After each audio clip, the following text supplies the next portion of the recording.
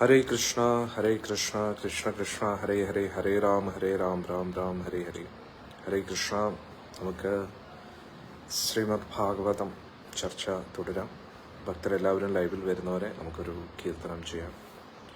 ജയ രാധ മാധവ ജയോ കുഞ്ച ബിഹാരി, ജയ രാധ മാധവ ജയോ കുഞ്ച ബിഹാരി, जय गोपी जना वल्लभ जयो गिरिवरधारी, जयो गिरिवरधारी. जय गोपी जना वल्लभ जयो गिरिवरधारी, जयो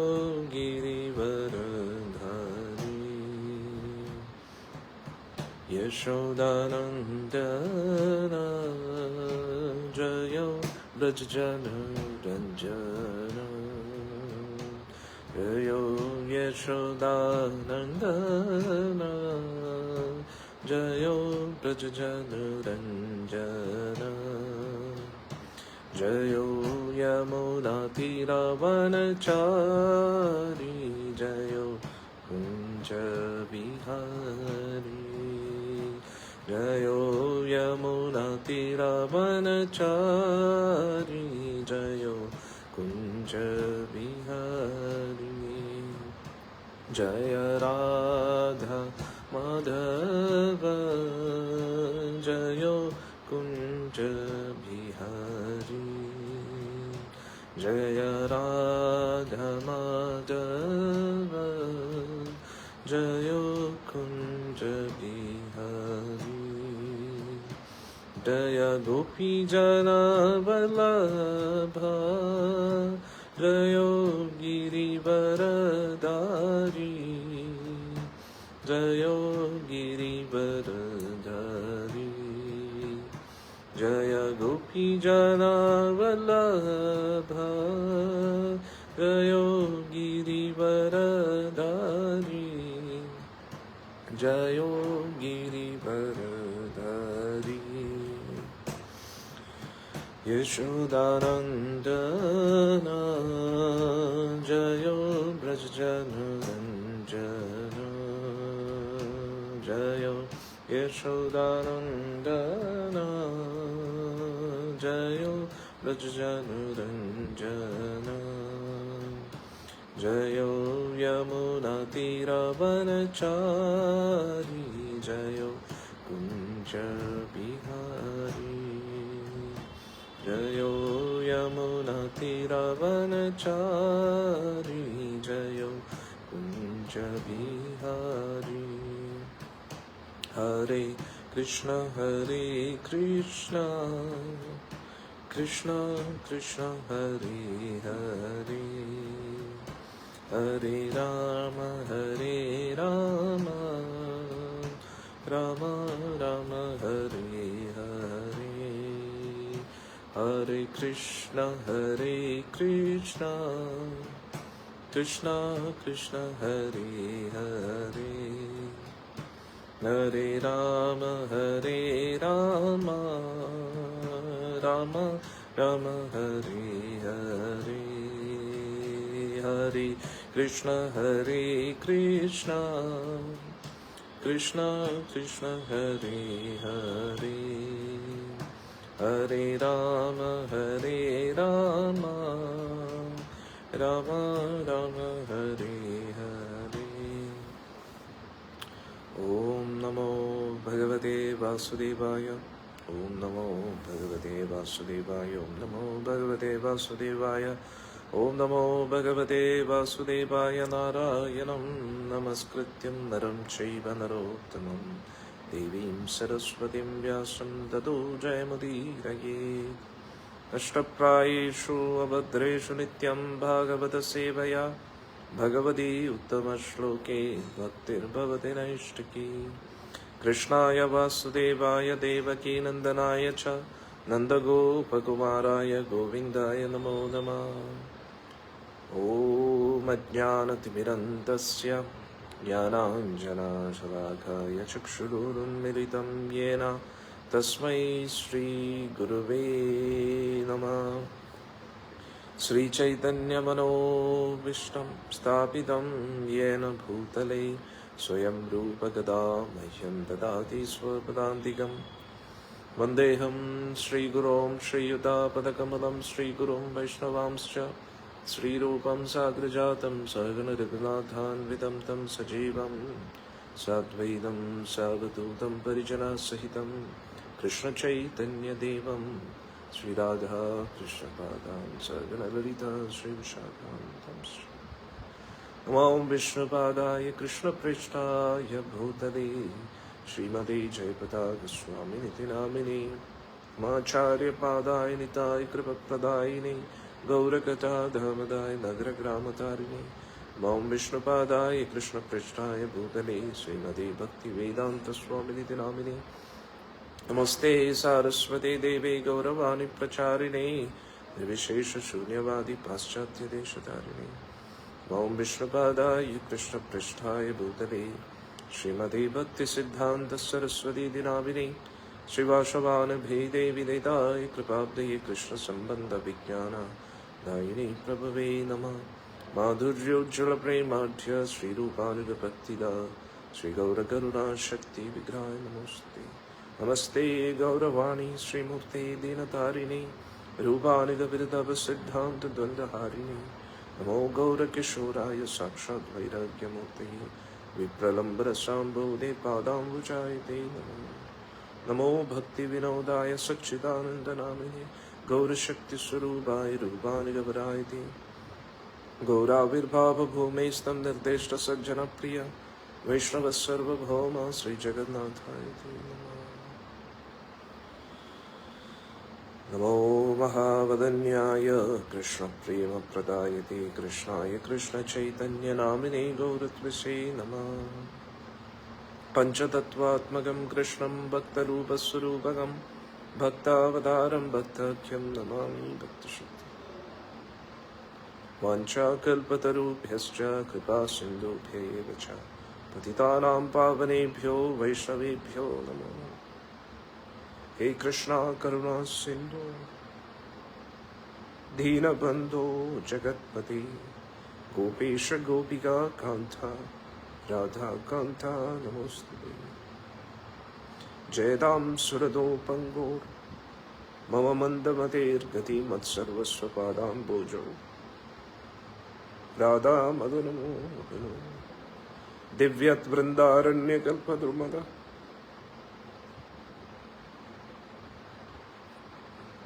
श्रीमद्रत्नागार सिंहासनस्थो श्रीमद्राधा श्रीलगोविन्ददेवो प्रेष्ठालभे सेव्यमानो स्मरामि।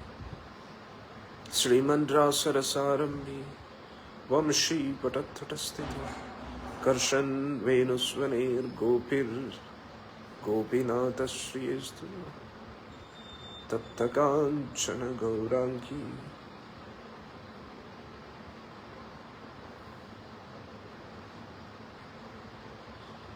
राधे वृन्दावनेश्वरी वृषभानुसुते देवी प्रणमामि हरिप्रिये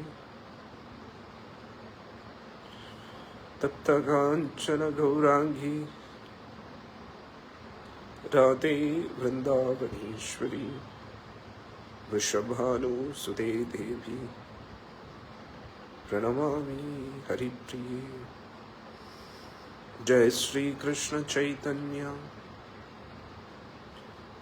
प्रभु नित्यानंद श्री अद्वैत गदाधर श्रीवासादि गौरभक्तवृंद। जय श्री कृष्ण चैतन्य प्रभु नित्यानंद श्री अद्वैत गदाधर श्रीवासादि गौरभक्तवृंद। हरे कृष्णा कृष्ण कृष्ण हरे हरे ഹരേ രാമ രാമ രാമ ഹരേ ഹരേ, ഹരേ കൃഷ്ണ കൃഷ്ണ കൃഷ്ണ ഹരേ ഹരേ, ഹരേ രാമ രാമ രാമ ഹരേ. വൃന്ദാദേവി തുളസി മഹാരാണിക്ക് ജയ. മൂകം കരോതി വാചാലം പങ്കും ലങ്കായതി ഗിരിം യത്കൃപാതമഹം വന്ദേ ശ്രീഗുരും ദീനതാരിണം പരമാനന്ദമാധവം ശ്രീചൈതന്യമേശ്വരം. ഹരി ഓം തത്സത്. ഹരേ കൃഷ്ണ. ക്ഷമിക്കണം, വൃന്ദാവനത്തിലാണ്. ആനന്ദം കൊണ്ട് കണ്ണീരിങ്ങനെ ഒഴുകിക്കൊണ്ടിരിക്കുക. ഹരേ കൃഷ്ണ. വൃന്ദാവനത്തിലെ ആ ഒരു എനർജി നമുക്ക് ഊഹിക്കാൻ പോലും പറ്റത്തില്ല. രാധാകുണ്ടിൻ്റെ അടുത്ത്, അതും ചില ഭക്തി സിദ്ധാന്ത സരസ്വതി ഠാക്കൂറിൻ്റെ 64 ഗൗഡിയ മഠത്തിലെ ഏറ്റവും അവസാനത്തെ ഗൗഡിയ മഠം 1936 സ്ഥാപിച്ച ആ മഠത്തിലാണ് ഞാൻ ഇരിക്കുന്നത്. ഈ ഒരു മഠത്തിൽ ചില ഭക്തി സിദ്ധാന്ത സരസ്വതി ഠാക്കൂർ, നമ്മുടെ പ്രഭുപാദ്ജിയുടെ ഗുരു, എത്രയോ പ്രാവശ്യം ഈ ഒരു സ്ഥലത്ത് വന്നിരിക്കുന്നു. അദ്ദേഹത്തിന്റെ തൃപ്പാദം പതിഞ്ഞ മണ്ണാണ്. അതും ശ്രീ ഭക്തി സിദ്ധാന്ത സരസ്വതി ഠാക്കൂർ എന്ന് പറയുന്നത് സാക്ഷാൽ ഗോലോക വൃന്ദാവനത്തിലെ മഞ്ജരിയാണ്. അന്നേരം പരമസൗഭാഗ്യം ഇവിടെ ഈ ഒരു സത്സംഗം എടുക്കാൻ പറ്റുന്നു. പ്രഭുപാദ്ജിയുടെ കാരുണ്യത്താലും ഗുരു മഹാരാജിന്റെ കാരുണ്യത്താലും അടിയന് ഈ ഒരു സൗഭാഗ്യം ലഭിക്കുകയാണ്. ഇത്രയും പവിത്രമായിട്ട് ഈ ലോകത്ത് വേറൊരു സ്ഥലമില്ല. 14 ലോകങ്ങളിലും ഏറ്റവും പവിത്രമായിട്ടുള്ള സ്ഥലം എന്ന് പറഞ്ഞാൽ മഥുര മണ്ഡലം. ഈ 14 ലോകങ്ങളിലുമുള്ള തീർത്ഥങ്ങളിൽ വെച്ച് ഏറ്റവും പവിത്രമായിട്ടുള്ള തീർത്ഥം എന്ന് പറയുന്നത് മഥുര മണ്ഡലമാണ്. കാശിയെക്കാട്ടിയും രാമേശ്വരത്തെക്കാട്ടിയും ദ്വാരകയെക്കാട്ടിയും എല്ലാത്തിനും അപ്പുറത്തായിട്ട്. മറ്റു തീർത്ഥസ്ഥലങ്ങളെ നമ്മൾ ചെറുതായിട്ട് കാണിക്കുകയല്ല, അത്രയ്ക്ക് മഥുര മണ്ഡലം പോലെ വേറൊരു സ്ഥലമില്ല ഈ ലോകത്ത്. അന്നേരം 14 ലോകങ്ങളിലും എല്ലാ ബ്രഹ്മാണ്ടങ്ങളിലും വെച്ച് ഏറ്റവും പവിത്രമായിട്ടുള്ള സ്ഥലം. പിന്നെ ദ്വാരക എന്ന് ഞാൻ പറഞ്ഞു, പക്ഷെ ദ്വാരകയും മഥുര മണ്ഡലത്തിന്റെ ഒരു ഭാഗമാണ് ദ്വാരക. പക്ഷെ ഇപ്പോ നമ്മൾ ബദ്രീനാഥ് നോക്കുകയാണെങ്കിലും കേദാർനാഥ് നോക്കും, കാശി, രാമേശ്വരം, എല്ലാ സ്ഥലങ്ങളിലും വെച്ച് ഏറ്റവും ഏറ്റവും ഏറ്റവും ഏറ്റവും പ്രധാനപ്പെട്ട സ്ഥലം എന്ന് പറഞ്ഞാൽ മഥുര മണ്ഡലം. അത് നമ്മൾ ഏറ്റവും കൂടുതൽ ഇഷ്ടപ്പെടുന്ന സ്ഥലം ആയതുകൊണ്ടല്ല, ശാസ്ത്രങ്ങളുടെ അടിസ്ഥാനത്തിൽ രൂപ ഗോസ്വാമി ഉപദേശാമൃതത്തിൽ എഴുതിയിരിക്കാം. ആ മഥുര മണ്ഡലത്തിൽ ഏറ്റവും പ്രധാനപ്പെട്ട സ്ഥലം എന്ന് പറയുന്നത് വൃന്ദാവനം. ആ വൃന്ദാവനത്തിൽ ഏറ്റവും പ്രധാനപ്പെട്ട സ്ഥലം എന്ന് പറയുന്നത് ഗോവർദ്ധനമാണ്. ആ ഗോവർദ്ധനത്തിൽ ഏറ്റവും പ്രധാനപ്പെട്ട സ്ഥലം രാധാകുണ്ട്. രാധാകുണ്ട് പോലെ പവിത്രമായിട്ടുള്ള ഒരു സ്ഥലം ഈ ലോകത്ത് വേറെയില്ല. ശ്രീമതി രാധാറാണിയുടെ ശ്രീകൃഷ്ണ ഭഗവാനോടുള്ള ഒരു ഭക്തിയാണ് ഈ രാധാകുണ്ടായിട്ട് ഇവിടെ നിൽക്കുന്നത്. രാധാകുണ്ടും ശ്യാംകുണ്ടുമായിട്ട്. അന്നേരം ഇവിടെ വെച്ച് ശ്രീമദ് ഭാഗവതം അടിയന് പറയാൻ പറ്റുന്നതും നിങ്ങൾക്ക് ലൈവിലൂടെ ആണെങ്കിൽ പോലും അത് കേൾക്കുന്നത് നമ്മുടെ എല്ലാവരുടെയും പരമ സൗഭാഗ്യമായിട്ട് നമുക്ക് കാണാം. ഇനി നമുക്ക് ശ്രീമദ് ഭാഗവതത്തിലേക്ക് കടക്കാം.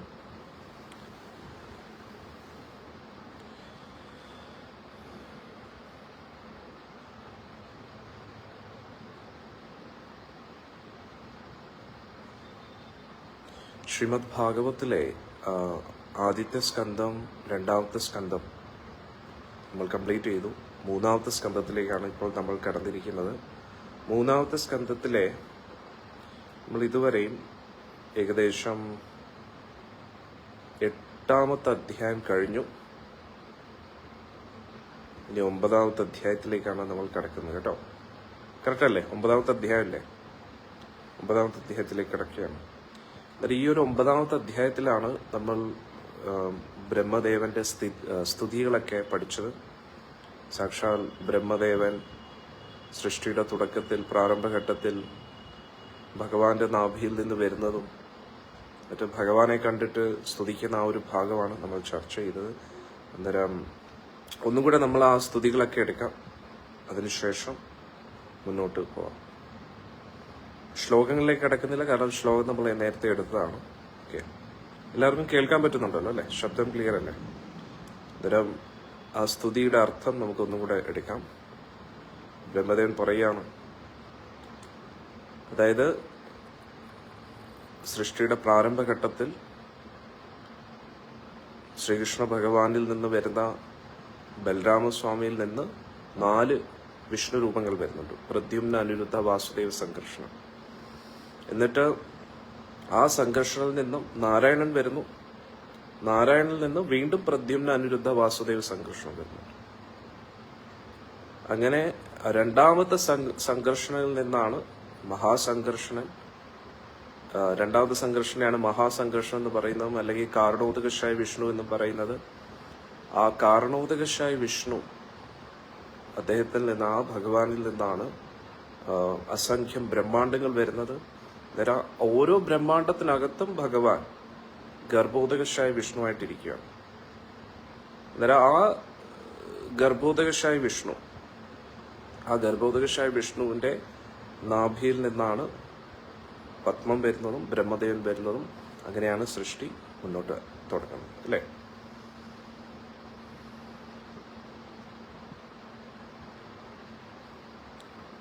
അന്നേരം ആ തുടക്കത്തിൽ ബ്രഹ്മദേവൻ അങ്ങനെ താമരയിൽ നിന്ന് പുറത്തു വന്നു കഴിഞ്ഞപ്പോൾ ചുറ്റും നോക്കുമ്പോൾ മൊത്തം ഇരുട്ടാണ്, ഒന്നും കാണാൻ കഴിയുന്നില്ല, എന്താ ചെയ്യേണ്ടത് ഒന്നും അറിഞ്ഞുകൂടാ.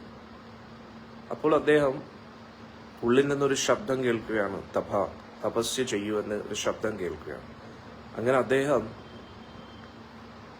കുറെ വർഷം, 1000 ദേവവർഷത്തോളം ധ്യാന നിമഗ്നായിട്ട് ഭഗവാനെ ധ്യാനിച്ചുകൊണ്ടിരിക്കുകയാണ്, തപസ്യ ചെയ്യുകയാണ്. അന്നേരം തപസ്യ എന്ന വാക്കിന്റെ അർത്ഥം ശ്രീല പ്രഭുപാദ് ജി പറയുന്നു, accepting inconveniences four higher purposes. അതായത് നമുക്കുള്ള സുഖ സൗകര്യങ്ങളെ ത്യജിക്കുക ഒരു ഉയർന്ന ലക്ഷ്യത്തിന് വേണ്ടി. അതിനെയാണ് തപസ്യ എന്ന് പറയുന്നത്. അതായത് ബുദ്ധിമുട്ടുകൾ, കുറച്ച് കാഠിന്യതയൊക്കെ നമ്മുടെ ജീവിതത്തിൽ സ്വീകരിക്കുക.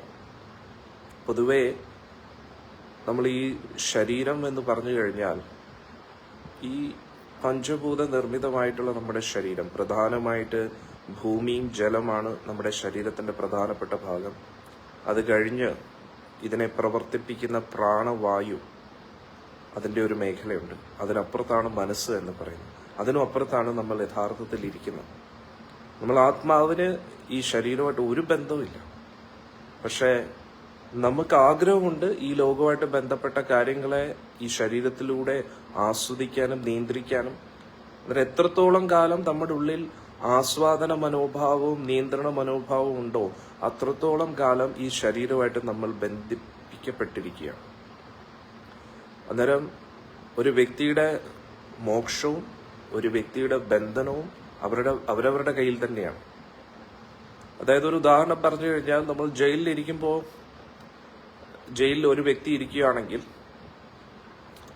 ആ വ്യക്തിയുടെ കൈകളിൽ ചങ്ങല കെട്ടിവെച്ചിരിക്കുകയാണ്, ചങ്ങല അണിഞ്ഞിരിക്കുകയാണ്. അതിന്റെ ചാവിയും ആ വ്യക്തിയുടെ കൊടുത്തിരിക്കുകയാണ്. പക്ഷെ ആ ചങ്ങല തുറന്ന് ആ കയ്യിലുള്ള ആ ഒരു ചങ്ങല പൊട്ടിക്കണമെങ്കിൽ അല്ലെങ്കിൽ തുറക്കണമെങ്കിൽ ആ വ്യക്തി സ്വയം ആ ചാവി ഉപയോഗിച്ച് അതിനെ തുറക്കണം. അപ്പൊ നമ്മുടെ അവസ്ഥ ഇത് തന്നെയാണ്. നമ്മൾ തന്നെയാണ് ഈ ലോകമായിട്ട് നമ്മളെ ബന്ധിപ്പിച്ചു വെച്ചിരിക്കുന്നത്. അന്നേരം ഈ ഒരു ബന്ധന അവസ്ഥയിൽ നിന്ന് നമുക്ക് മോചനം ലഭിക്കണമെങ്കിൽ ആ മോചനവും നമ്മുടെ കയ്യിലാണ്. നമ്മൾ സ്വയം വിചാരിക്കാതെ നമുക്ക് ഇതിൽ നിന്ന് മോചിതനാകാൻ കഴിയില്ല. നമ്മൾ എത്രത്തോളം കാലം ഇതിൽ ബന്ധനത്തിൽ ഇരിക്കാൻ ആഗ്രഹിക്കുന്നു അത്രത്തോളം ബന്ധനത്തിലിരിക്കും. അന്നേരം നമ്മൾ തീർച്ചയായിട്ടും ചിന്തിക്കും, ആരെങ്കിലും ആഗ്രഹിക്കുക സ്വയം ബന്ധിതനായിട്ടിരിക്കാൻ അല്ലെങ്കിൽ ബന്ധിതയായിട്ടിരിക്കാൻ. പക്ഷെ നമ്മൾക്ക് ഇത് കേൾക്കുമ്പോൾ വളരെ കോമഡി ആയിട്ട് തോന്നുമെങ്കിലും യാഥാർത്ഥ്യം അത് തന്നെയാണ്. അതായത് നമ്മുടെ മനസ്സാണ് ഇപ്പോൾ നമ്മുടെ അവസ്ഥ എന്ന് പറഞ്ഞാൽ നമ്മൾ മനസ്സല്ല, നമ്മൾ ആത്മാവാണ്. മനസ്സ് വേറെ, എന്നിട്ട് ഈ മനസ്സ് ഉപയോഗിച്ചിട്ടാണ് നമ്മൾ ശരീരത്തെ പ്രവർത്തിപ്പിക്കുന്നത്. അന്നേരം നമുക്ക് മനസ്സില്ലാതെയും ആത്മീയമായിട്ടൊരു മനസ്സുണ്ട്, ആത്മീയ ശരീരമുണ്ട്. പക്ഷേ ഈ മനസ്സ് ഞാനാണെന്ന് കരുതി, ഈ ശരീരം ഞാനാണെന്ന് കരുതി അതിനെ നമ്മൾ ഉപയോഗിച്ചുകൊണ്ടിരിക്കുകയാണ്.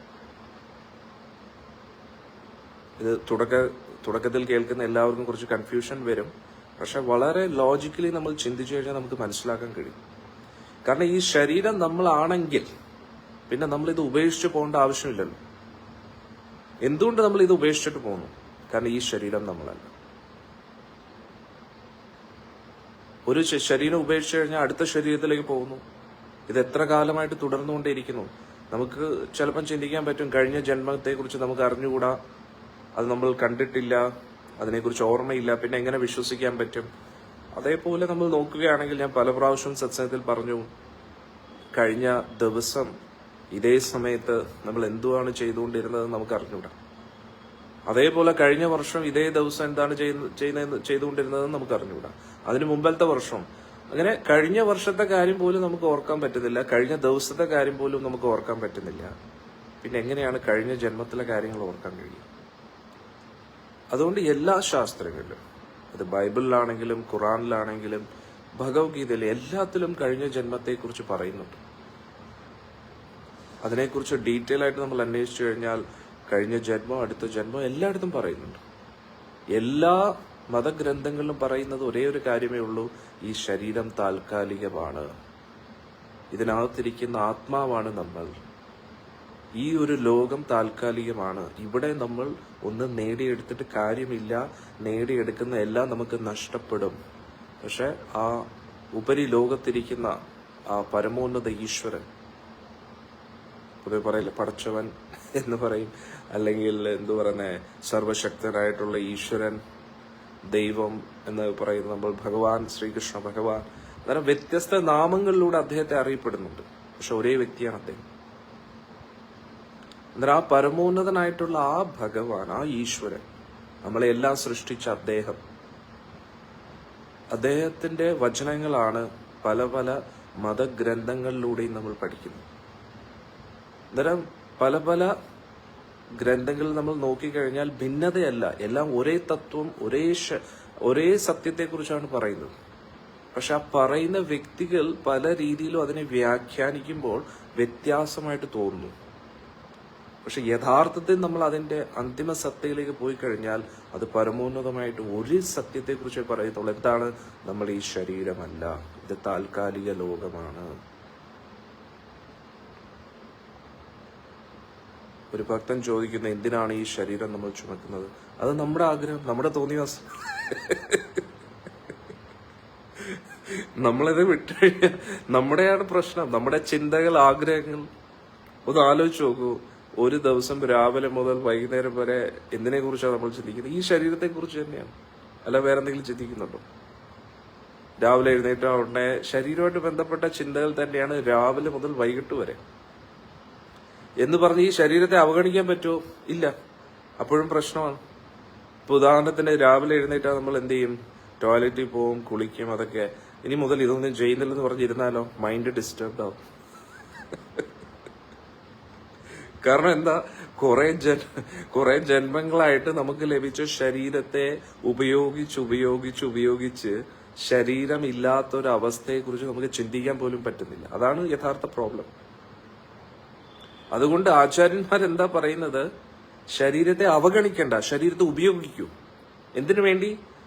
ആത്മീയ കാര്യങ്ങൾക്ക് വേണ്ടി നമ്മൾ ഉപയോഗിക്കൂ. അപ്പോൾ എന്ത് പറ്റും? ഈ ശരീരമായിട്ടുള്ള ആസക്തി കുറയും. ഒറ്റയടിക്ക് ഈ ശരീരത്തെ തഴയാൻ കഴിയില്ല.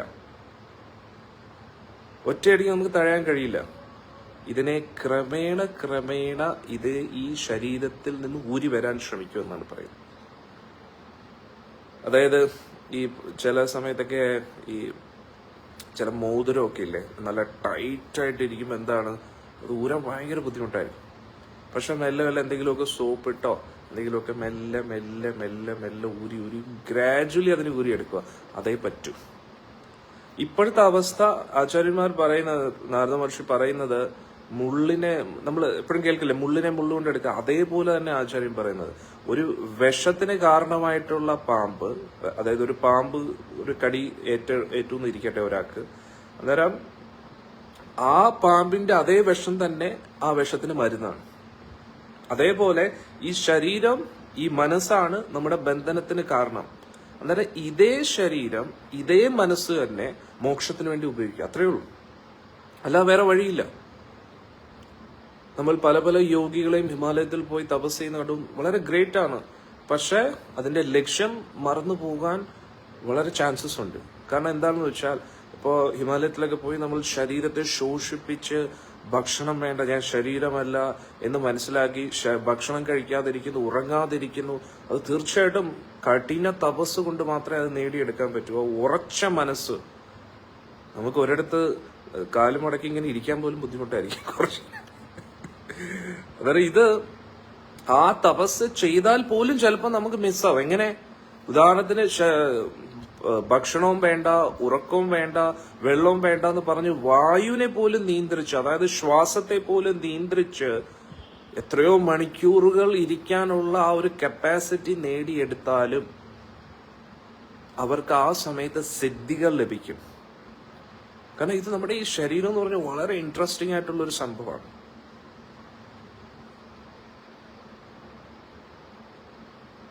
ഭഗവാന്റെ ശരീരം എങ്ങനെയുള്ളതാണ്, അതാണ് നമ്മൾ മനസ്സിലാക്കേണ്ടത്. നമ്മൾ ആത്മാവ് എങ്ങനെയാണോ ഈ ശരീരത്തിൽ നിന്ന് വ്യത്യസ്തമായിട്ട് നിൽക്കുന്നത്, നാശമില്ലാത്തൊരു ശരീരം നമുക്കില്ലേ, അതേപോലെ ഭഗവാനും ഒരു ശരീരം.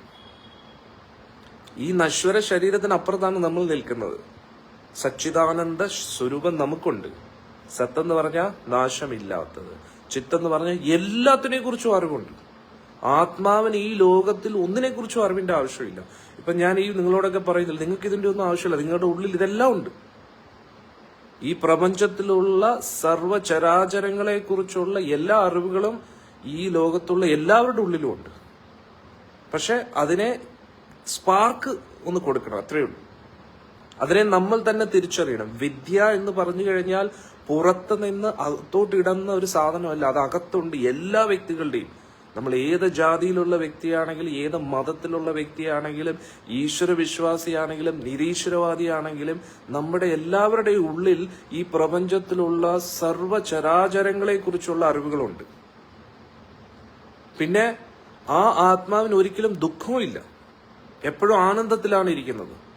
പക്ഷെ നമ്മൾ ഈ ശരീരമായിട്ട് കണക്ട് ആകുമ്പോഴാണ് അറിവിന്റെ ആവശ്യം, ശരീരത്തെ നിലനിർത്തുന്നതിന്റെ ആവശ്യം, ദുഃഖത്തിന് പരിഹാരം കാണേണ്ട ആവശ്യം. നമ്മൾ എത്രത്തോളം കാലം ഈ ശരീരവും മനസ്സുമായിട്ട് കണക്റ്റഡ് ആയിട്ട് നിൽക്കുന്നുവോ അത്രത്തോളം കാലം. ഇപ്പൊ നമ്മുടെ കയ്യിൽ ഒരു മൊബൈൽ ഫോൺ ഉണ്ടെങ്കിൽ ആ മൊബൈൽ ഫോൺ, അതിനകത്ത് സിം ഇടുന്ന ആരാ? നമ്മൾ തന്നെയാണ്. എന്നിട്ട് ആ ഫോണിനെ യൂസ് ചെയ്യുന്ന ആരാ? അതും നമ്മൾ തന്നെയാണ്. എന്നിട്ട് ഈ ഫോൺ എനിക്ക് ഉപയോഗിക്കേണ്ട, വേറൊരു ഫോൺ ഉപയോഗിക്കണം എന്ന് തീരുമാനിക്കുന്ന ആരാണ്? നമ്മൾ തന്നെയല്ലേ. എന്നിട്ട് നമ്മൾ എത്രത്തോളം കാലം ആ ഫോൺ ഉപയോഗിക്കാൻ ആഗ്രഹിക്കുന്നു അത്രത്തോളം കാലം ആ ഫോണുമായിട്ട് നമ്മൾ കണക്റ്റഡ് ആണ്. അതേപോലെ തന്നെ നമ്മൾ എത്രത്തോളം കാലം ഈ ശരീരത്തെ ഉപയോഗിക്കാൻ ആഗ്രഹിക്കുന്നുവോ, എത്രത്തോളം കാലം ഈ ശരീരത്തിനകത്ത് ഇരിക്കാൻ ആഗ്രഹിക്കുന്നുവോ അത്രത്തോളം കാലം ഈ ശരീരത്തിനകത്ത് ഇരിക്കും. ഈ ശരീരത്തിന്റെ കാലാവധി കഴിയുമ്പോൾ പുതിയൊരു ശരീരം സ്വീകരിക്കേണ്ടി വരും. അതാണ് നമ്മൾ മനസ്സിലാക്കേണ്ടത്. അതുകൊണ്ട് ബുദ്ധിയുള്ള വ്യക്തികൾ എന്താ ചെയ്യേണ്ടത്? ഈ ശരീരത്തിനപ്പുറത്തായിട്ടുള്ള നമ്മുടെ അവസ്ഥയെ മനസ്സിലാക്കാൻ നമ്മൾ ശ്രമിക്കുക. ഇത് തന്നെയാണ് എല്ലാ മതഗ്രന്ഥങ്ങളിലും പറയുന്നത്. പക്ഷെ നിർഭാഗ്യവശാൽ ആ മതത്തിന്റെ ഗ്രന്ഥങ്ങളെ ശരിയായിട്ട് പഠിക്കാതെ, ശരിയായിട്ട് മനസ്സിലാക്കാതെ, ഭൗതികതയ്ക്ക് വേണ്ടി തന്നെ ആത്മീയത ഉപയോഗിക്കുമ്പോഴാണ് എല്ലാം കുളമാകുന്നത്. അതായത് ഈ ലോകത്ത് ഒരു മതവും തെറ്റല്ല, എല്ലാ മതങ്ങളും ആത്മീയ പുരോഗതിയെക്കുറിച്ച് തന്നെയാണ് പഠിപ്പിക്കുന്നത്. പക്ഷേ നമ്മൾ പഠിക്കുന്ന കാര്യങ്ങൾ അത് നമ്മൾ ആചരിക്കണം, അതുകൂടാതെ ഞാൻ ഈ ശരീരമല്ല, ഇതിനകത്തിരിക്കുന്ന ആത്മീയ തത്വമാണെന്ന് മനസ്സിലാക്കും. അന്നേരം ഞാൻ ശരീരമല്ല ആത്മാവാണെന്ന് മനസ്സിലാക്കുമ്പോൾ എന്ത് പറ്റും? മറ്റുള്ള ജീവാത്മാക്കളോട് നമുക്ക് കാരുണ്യം തോന്നും. അവിടെ ഭിന്നതയില്ല, വ്യത്യാസമില്ല. ഈ പ്രപഞ്ചത്തിലുള്ള എല്ലാ സർവ്വചരാചരങ്ങളെയും ഒരേപോലെ കാണാനുള്ള ഒരു മനസ്സ് നമുക്ക് വരും. കാരണം എന്താ? ശരീരം കൊണ്ട് നമ്മൾ പല പല മതങ്ങളിലാണെങ്കിലും ഇതിനകത്തിരിക്കുന്ന ആത്മാവ് ഒരേ ഉടയോനിൽ നിന്ന് വരുന്നതാണ്, ഒരേ സോഴ്സിൽ നിന്ന് വരികയാണ്. ആ ഒരു തത്വം നമ്മൾ പഠിച്ചു കഴിഞ്ഞാൽ പിന്നെ എവിടെയാണ് വ്യത്യാസം? അവിടെ ഭാഷയുടെ വ്യത്യാസമില്ല, ശരീരത്തിന്റെ വ്യത്യാസങ്ങൾ മാത്രമേ ഉള്ളൂ. ഒരു ഭക്ത പറയുന്നു, പക്ഷെ മറ്റു മതങ്ങളിൽ പുനർജന്മം ഇല്ലല്ലോ സ്വാമിജി. ഇല്ലില്ല, എല്ലാ മതങ്ങളും എന്തെങ്കിലും ഉണ്ട്. നമ്മൾ പഠിച്ചിട്ടില്ലല്ലോ. നമ്മൾ യഥാർത്ഥത്തിൽ അത് പഠിച്ചു കഴിഞ്ഞാൽ അതിലെല്ലാം പറയുന്നുണ്ട്. ഇപ്പോ ജീസസ് ക്രൈസ്റ്റ് പറയുന്നുണ്ട്, don't try to make your home here, this is temporary, make your house in the eternal kingdom എന്ന് പറയുന്നു. ശരീരമില്ലെങ്കിൽ വ്യക്തിയെ എങ്ങനെ മനസ്സിലാക്കും? ഇപ്പോ കഴിഞ്ഞ ജന്മം ഉണ്ടായിരുന്നോ? കഴിഞ്ഞ ജന്മത്തിൽ പ്രഭുജി ആരായിരുന്നു? വേറൊരു ശരീരമില്ലായിരുന്നു. ഈ ജന്മത്തിൽ പുതിയ ശരീരം. അടുത്ത ജന്മം ഉണ്ടെങ്കിൽ ഒരു മാതാജി പറയുന്നു അവർ വിശ്വസിക്കുന്നില്ല. അത് വിശ്വസിക്കുന്ന എല്ലാവരെയും മാതാജി കണ്ടിട്ടില്ലല്ലോ, അതുകൊണ്ട് മാതാജി അങ്ങനെ ചിന്തിക്കുന്നതാണ്. ഏതെങ്കിലും ഒരു മതഗ്രന്ഥത്തിൽ അതിനെക്കുറിച്ച് അറിവില്ലാത്ത ഏതെങ്കിലും ഒരു വ്യക്തിയെ നിങ്ങൾ കണ്ടു, അതിന്റെ അർത്ഥം ആ മതത്തിലുള്ള എല്ലാവരും അങ്ങനെയാണെന്ന് കരുതരുത്. അത് തെറ്റല്ലേ? അതുകൊണ്ട് യഥാർത്ഥത്തിലുണ്ട്. ആധികാരികമായിട്ട് നമ്മൾ അത് സിസ്റ്റമാറ്റിക് ആയിട്ട് പഠിക്കുകയാണെങ്കിൽ അതിനകത്ത് വളരെ വ്യക്തമായിട്ട് പറയുന്നുണ്ട്.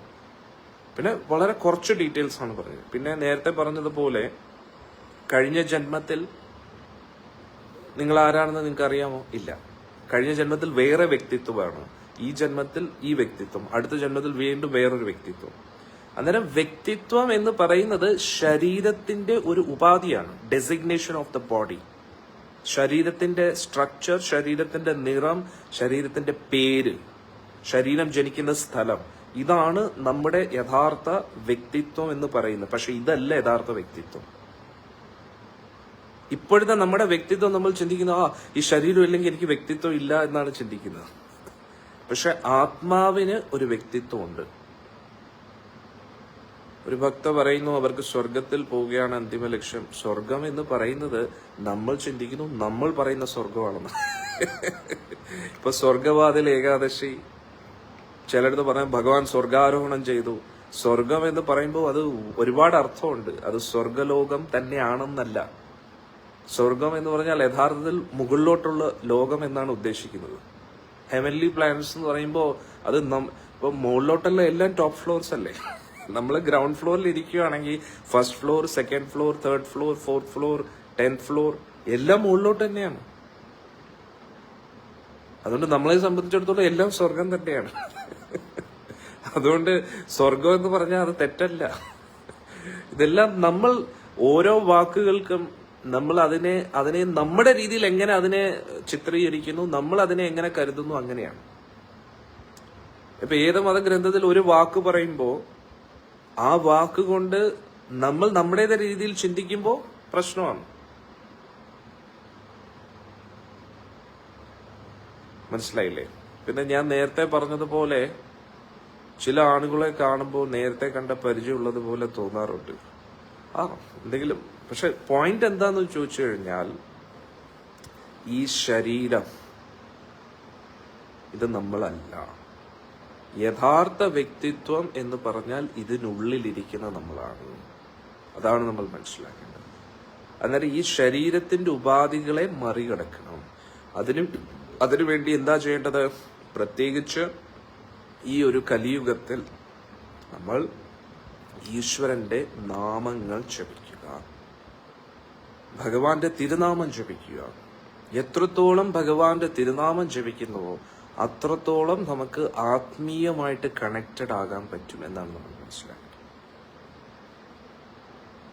ഒരു മാതാജി പറയുന്നു സ്വർഗവും നരകവും ഈ ഭൂമിയിൽ തന്നെ എന്ന് ഞാൻ വിശ്വസിക്കുന്നു. ഓക്കെ, അത് മാതാജിയുടെ വിശ്വാസം, മാതാജി രക്ഷിക്കട്ടെ.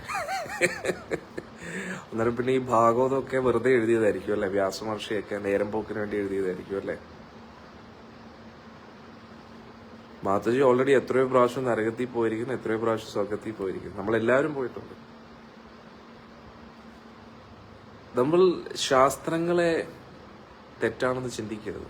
നേരം പോക്കിന് വേണ്ടി പൂമ്പാറ്റ കളിക്കൊടുക്ക എന്നുള്ള രീതിയിൽ ബാലരമ പോലെ ചുമ്മാ എഴുതിയതല്ല ഭാഗവതം.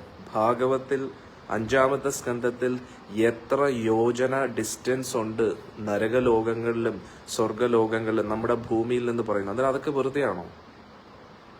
അതൊക്കെ ചുമ്മാ നേരം പോക്കിന് വേണ്ടി എഴുതിയതാണോ? ഒരു ഭക്ത ചോദിക്കുന്നു, കഴിഞ്ഞ ജന്മത്തിലെ കർമ്മഫലങ്ങൾ മുഴുവൻ അനുഭവിച്ചിട്ടേ ഈ ജന്മം നമ്മൾ ശരീരം ഉപേക്ഷിക്കുള്ളൂ? ഇല്ല. നമ്മൾ ഇപ്പോൾ അനുഭവിക്കുന്നത് കഴിഞ്ഞ ജന്മത്തിലെ മാത്രമല്ല, എത്രയോ ജന്മങ്ങൾക്ക് മുമ്പേ ഉള്ളതും കൂടാണ്. ചിലപ്പോൾ ഈ ജന്മത്തിൽ ചെയ്ത പാപത്തിന്റെ കർമ്മം ഇനി ഒരു 10 ജന്മം കഴിഞ്ഞിട്ടായിരിക്കും ആ ഒരു സാഹചര്യം വരുന്നത് അനുഭവിക്കാൻ വേണ്ടി. അതായത് നമ്മൾ പൊതുവെ പാപകർമ്മം എന്ന് പറഞ്ഞാൽ എന്താണ്? ഒരു അടിസ്ഥാനപരമായിട്ട് പറഞ്ഞു കഴിഞ്ഞാൽ നമ്മൾ കാരണം മറ്റൊരു ജീവാത്മാവിന് വേദന ഉണ്ടായി. നമ്മൾ എന്തൊക്കെ പറഞ്ഞാൽ ഞാൻ ആരെയും വേദനിപ്പിക്കുന്നില്ല എന്ന് പറഞ്ഞാലും നമ്മൾ അറിഞ്ഞോ അറിയാതെയോ വേറൊരു ജീവാത്മാവിനെ ദുഃഖിപ്പിച്ചു, അന്നേരം അത് പാപമായി. നമ്മളത് അറിഞ്ഞാലും ഇല്ലെങ്കിലും അന്നേരം ആ ജീവാത്മാവിന് എത്രത്തോളം ദുഃഖം അനുഭവിക്കേണ്ടി വന്നു, അതേ ദുഃഖം തന്നെ നമ്മളും അനുഭവിക്കേണ്ടി വരും. അന്നേരം അതിന് അനുയോജ്യമായിട്ടുള്ള സാഹചര്യം ചിലപ്പോൾ ഈ ജന്മത്തിലായിരിക്കത്തില്ല. കാരണം യഥാർത്ഥത്തിൽ എന്താണ്, ആ ജീവാത്മാവിന് എത്രത്തോളം വേദന അനുഭവപ്പെട്ടോ അതേ വേദന നമ്മളും അനുഭവിക്കണം. അന്നേരം അതിനുള്ള സാഹചര്യം ഈ ജന്മത്തിലായിരിക്കാം, ചിലപ്പോൾ അടുത്ത ജന്മത്തിലായിരിക്കാം, അല്ലെങ്കിൽ ചിലപ്പോൾ അടുത്ത ജന്മത്തിലായിരിക്കാം. ഇപ്പോ ധൃതരാഷ്ട്രരുടെ 100 മക്കളും മരിക്കേണ്ട ഒരു പാപം എത്രയോ ജന്മങ്ങൾക്ക് മുമ്പേ ധൃതരാഷ്ട്രം ചെയ്തിരുന്നു. ധൃതരാഷ്ട്രം ഒരു വേടനായിരുന്നു. അത്തരം ഒരു കിളിയുടെ കുറെ കുട്ടികളെ അദ്ദേഹം അമ്മക്കിളിയുടെ മുമ്പിൽ വെച്ച് തന്നെ കൊന്നു. അന്നേരം ആ കിളി അനുഭവിച്ച അതേ വേദന അവന് അനുഭവിക്കണമെങ്കിൽ, അതായത് ധൃതരാഷ്ട്രർക്ക് അനുഭവിക്കണമെങ്കിൽ ഇനിയിപ്പോ ഒരു 10 ജന്മം കഴിഞ്ഞിട്ടാണ് അദ്ദേഹത്തിന് ധൃതരാഷ്ട്രമായിട്ടുള്ള ജന്മം കിട്ടുന്നത്. കാരണം എന്താ, ഈ 10 ജന്മത്തിൽ 100 കുട്ടികളെ ലഭിക്കാനുള്ള പുണ്യം ആർജിക്കുകയാണ്. അതുകൊണ്ട് നമ്മൾ ചെയ്യുന്ന ഇപ്പോൾ അനുഭവിക്കുന്ന കർമ്മഫലങ്ങൾ അത് ഈ ജന്മത്തിലെ മാത്രമല്ല, എത്രയോ അനേകായിരം ജന്മങ്ങളുടെ ഫലമായിരിക്കും ഇപ്പോൾ അനുഭവിച്ചുകൊണ്ടിരിക്കുന്നത്. അതുകൊണ്ട് നമ്മൾ എന്താ ചെയ്യേണ്ടത്? നാമം ജപിക്കുക, ഭഗവാന്റെ തിരുനാമം ജപിക്കുക. ഹരേ കൃഷ്ണ കൃഷ്ണ കൃഷ്ണ ഹരേ ഹരേ, ഹരേ രാമ രാമ രാമ ഹരേ ഹരേ. അന്നേരം ഭഗവാന്റെ തിരുനാമം ജപിക്കുന്ന സമയത്ത് ഒരു ഭക്ത ചോദിക്കും, ചില വ്യക്തികളെ കാണുമ്പോൾ നേരത്തെ കണ്ട പോലെ തോന്നുന്നത് എന്തുകൊണ്ടാണ്? അത് മനസ്സിന്റെ എന്തെങ്കിലും ആയിരിക്കാം, എന്തെങ്കിലും ചിലപ്പം കണ്ടു കാണാം. അതിനെക്കുറിച്ച് അത്രയും നമ്മൾ സീരിയസ് ആയിട്ട് എടുക്കേണ്ട ആവശ്യമില്ല. അത് മനസ്സിന്റെ എന്തെങ്കിലും കളികളായിരിക്കാം. അതിനെക്കുറിച്ച് നമ്മൾ ഇത്രയും സീരിയസ് ആയിട്ട് എടുക്കേണ്ട ആവശ്യമില്ല. എത്രയോ ജന്മങ്ങൾ നമ്മൾ എടുത്തിട്ടുണ്ട്. ചിലപ്പോൾ ആ വ്യക്തിയെ കണ്ടിട്ടുണ്ടാകാം, കണ്ടിട്ടില്ലായിരിക്കാം. It does not matter. അത് ഇത്ര വലിയ ഇമ്പോർട്ടന്റ് ആയിട്ടുള്ള ഒരു കാര്യമല്ല. ഈ ജന്മത്തിൽ നമ്മൾ എന്ത് ചെയ്യുന്നു അതാണ് ഇമ്പോർട്ടന്റ്. ഇപ്പൊ കഴിഞ്ഞ ജന്മത്തിൽ എത്ര വലിയ ബന്ധുവാണെന്ന് പറഞ്ഞിട്ട് ഈ ജന്മത്തിൽ എന്തെങ്കിലും കാര്യമുണ്ടോ? ഒരു കാര്യമില്ല. അതാണ് നമ്മൾ മനസ്സിലാക്കേണ്ടത്. എല്ലാം വെള്ളത്തിൽ വരച്ച വര പോലെയാണ്, പെട്ടെന്ന് തന്നെ തീരുമില്ല. അപ്പോൾ ഇപ്പോഴെന്നോ ഈ ഭൂമി വിട്ട് നമ്മൾ പോവില്ല, ഇനിയും ഈ ഭൂമിയിൽ പിറക്കേണ്ടി വരും അല്ലേ? അതുകൊണ്ടാണ് നമ്മൾ നാമം ജപിക്കുന്നത്. ഭഗവാന്റെ തിരുനാമം ജപിച്ച് നമ്മൾ ചെയ്ത പാപകർമ്മങ്ങളെ നെലിഫൈ ചെയ്തുകൊണ്ടിരിക്കുകയാണ്, കുറച്ചുകൊണ്ടിരിക്കുകയാണ്. നാമം ജപിച്ച തീരാത്ത പാപങ്ങളില്ല. കോടാനുകോടി ജന്മങ്ങൾ ചെയ്ത പാപകർമ്മങ്ങൾ പോലും ഭഗവാന്റെ തിരുനാമ ജപത്തിലൂടെ തീരും. അതാണ് നമ്മൾ മനസ്സിലാക്കേണ്ടത്. ഏത് മതഗ്രന്ഥത്തിലും തിരുനാമ ജപത്തെ ഒരുപാട് പ്രകീർത്തിക്കപ്പെടുന്നുണ്ട്. അതാണ് നമ്മൾ മനസ്സിലാക്കുന്നത്. അതുകൊണ്ട് ഈശ്വരന്റെ നാമമാണ് ഏറ്റവും പ്രധാനം. അന്നേരം ഹരേ കൃഷ്ണ മഹാമന്ത്ര ജപത്തിലൂടെ കോടാനുകോടി ജന്മങ്ങൾ ചെയ്ത പാപകർമ്മങ്ങൾ തീരും എന്നുള്ളതാണ്. സ്വാമി ഞങ്ങളുടെ ക്ഷേത്രത്തിൽ സപ്താഹമാണ്. അദ്ദേഹം പറയുകയാണ് ഭഗവാൻ പന്നിയായിട്ട് അവതരിച്ചില്ല എന്ന്. അത് അദ്ദേഹം ഭാഗവതം നന്നായി പഠിച്ചിട്ടില്ലെന്ന് തോന്നുന്നു, അതുകൊണ്ടാട്ടോ. പിന്നെ പന്നി എന്ന് പറയരുത് കേട്ടോ. പന്നി എന്ന് പറയുമ്പോൾ നമ്മൾ ഉദ്ദേശിക്കുന്ന പന്നിയായിട്ടല്ല ഭഗവാൻ വന്നിരിക്കുന്നത്. ഭഗവാൻ ഇപ്പോ ശ്രീകൃഷ്ണ ഭഗവാന്റെ രൂപം ഒരു മനുഷ്യ രൂപത്തെ പോലെയല്ലേ? 2 കൈയും 2 കാലുമായിട്ട് ഒരു തല, അങ്ങനെയാണല്ലോ ഓടക്കുള്ളിലും പിടിച്ചോണ്ട്. അതായത് ഏതൊരു മനുഷ്യന് വേണമെങ്കിലും കൃഷ്ണന്റെ വേഷം ധരിക്കാം. അതിന്റെ അർത്ഥം കൃഷ്ണനെ പോലെ ആകും ഇല്ല. ശ്രീകൃഷ്ണ ഭഗവാൻ മനുഷ്യരൂപം എടുത്താലും ഭഗവാൻ വ്യത്യസ്തമായിട്ട് നിൽക്കുന്നു അല്ലേ? അതേപോലെ ഭഗവാൻ പന്നി രൂപത്തിൽ വന്നാലും അത് പന്നിയല്ല, നമ്മൾ ഉദ്ദേശിക്കുന്ന പന്നിയല്ല. മനോഹരമാണ് ഭഗവാന്റെ രൂപം. വരാഹസ്വാമിയുടെ രൂപം എന്ന് പറഞ്ഞാൽ അതിമനോഹരമാണ്. ശ്രീകൃഷ്ണ ഭഗവാനെ പോലെ ആകർഷകമാണ് വരാഹരൂപം. അത്രയും അത് കുറച്ച് കൂടി പോയി. കാരണം ഭഗവാൻ കൃഷ്ണന്റെ ആകർഷണം മറ്റ് രൂപങ്ങളെക്കാട്ടി കൂടുതലാണെന്ന് പറയുന്നു. പക്ഷേ എന്നാലും ഞാൻ പറയുന്നു, കാരണം വരാഹസ്വാമി എന്ന് പറയുന്നത് സാക്ഷാൽ ഗുരുവായൂരപ്പൻ തന്നെയാണ്, ഒരു സംശയമില്ല. അതുകൊണ്ട് ഭഗവാൻ വരാഹ രൂപത്തിൽ വരുമ്പോൾ നമുക്ക് എന്തോ പറയുന്നേ,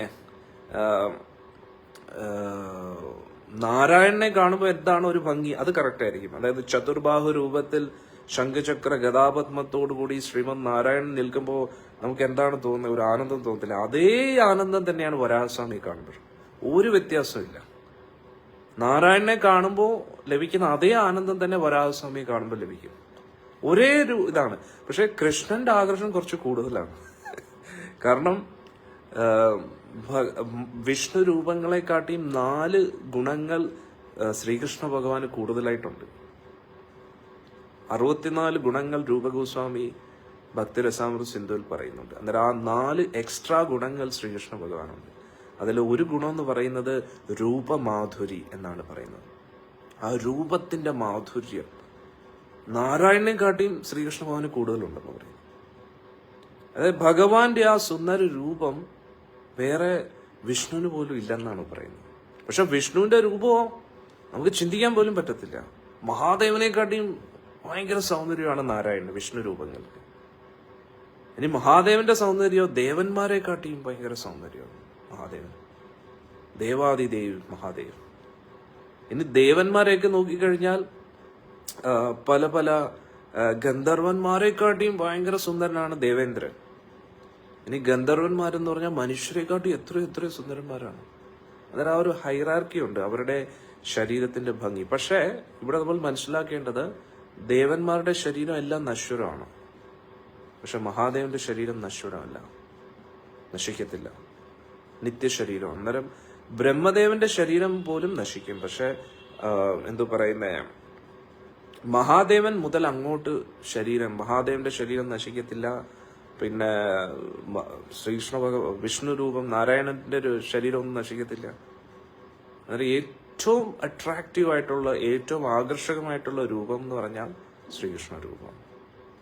അതാണ് നമ്മൾ മനസ്സിലാക്കുന്നത്. അന്നേരം ഭഗവാന്റെ ആ രൂപത്തിലുള്ള മാധുര്യം, ഭഗവാൻ ആ പീതാംബരം ധരിച്ച് മയിൽപീലിയും ചൂടി ആ കറുത്ത ചുരുണ്ട മുടിയും ധരിച്ച് ഈ തലയിൽ ഇങ്ങനെ കെട്ടൊക്കെ വെച്ച് താമര കണ്ണുമായിട്ട് ഇങ്ങനെ ഓടക്കുള്ളും പിടിച്ച് നിൽക്കുന്ന ആ രൂപം, അത് അതേപോലെ ഒരു ഭംഗി.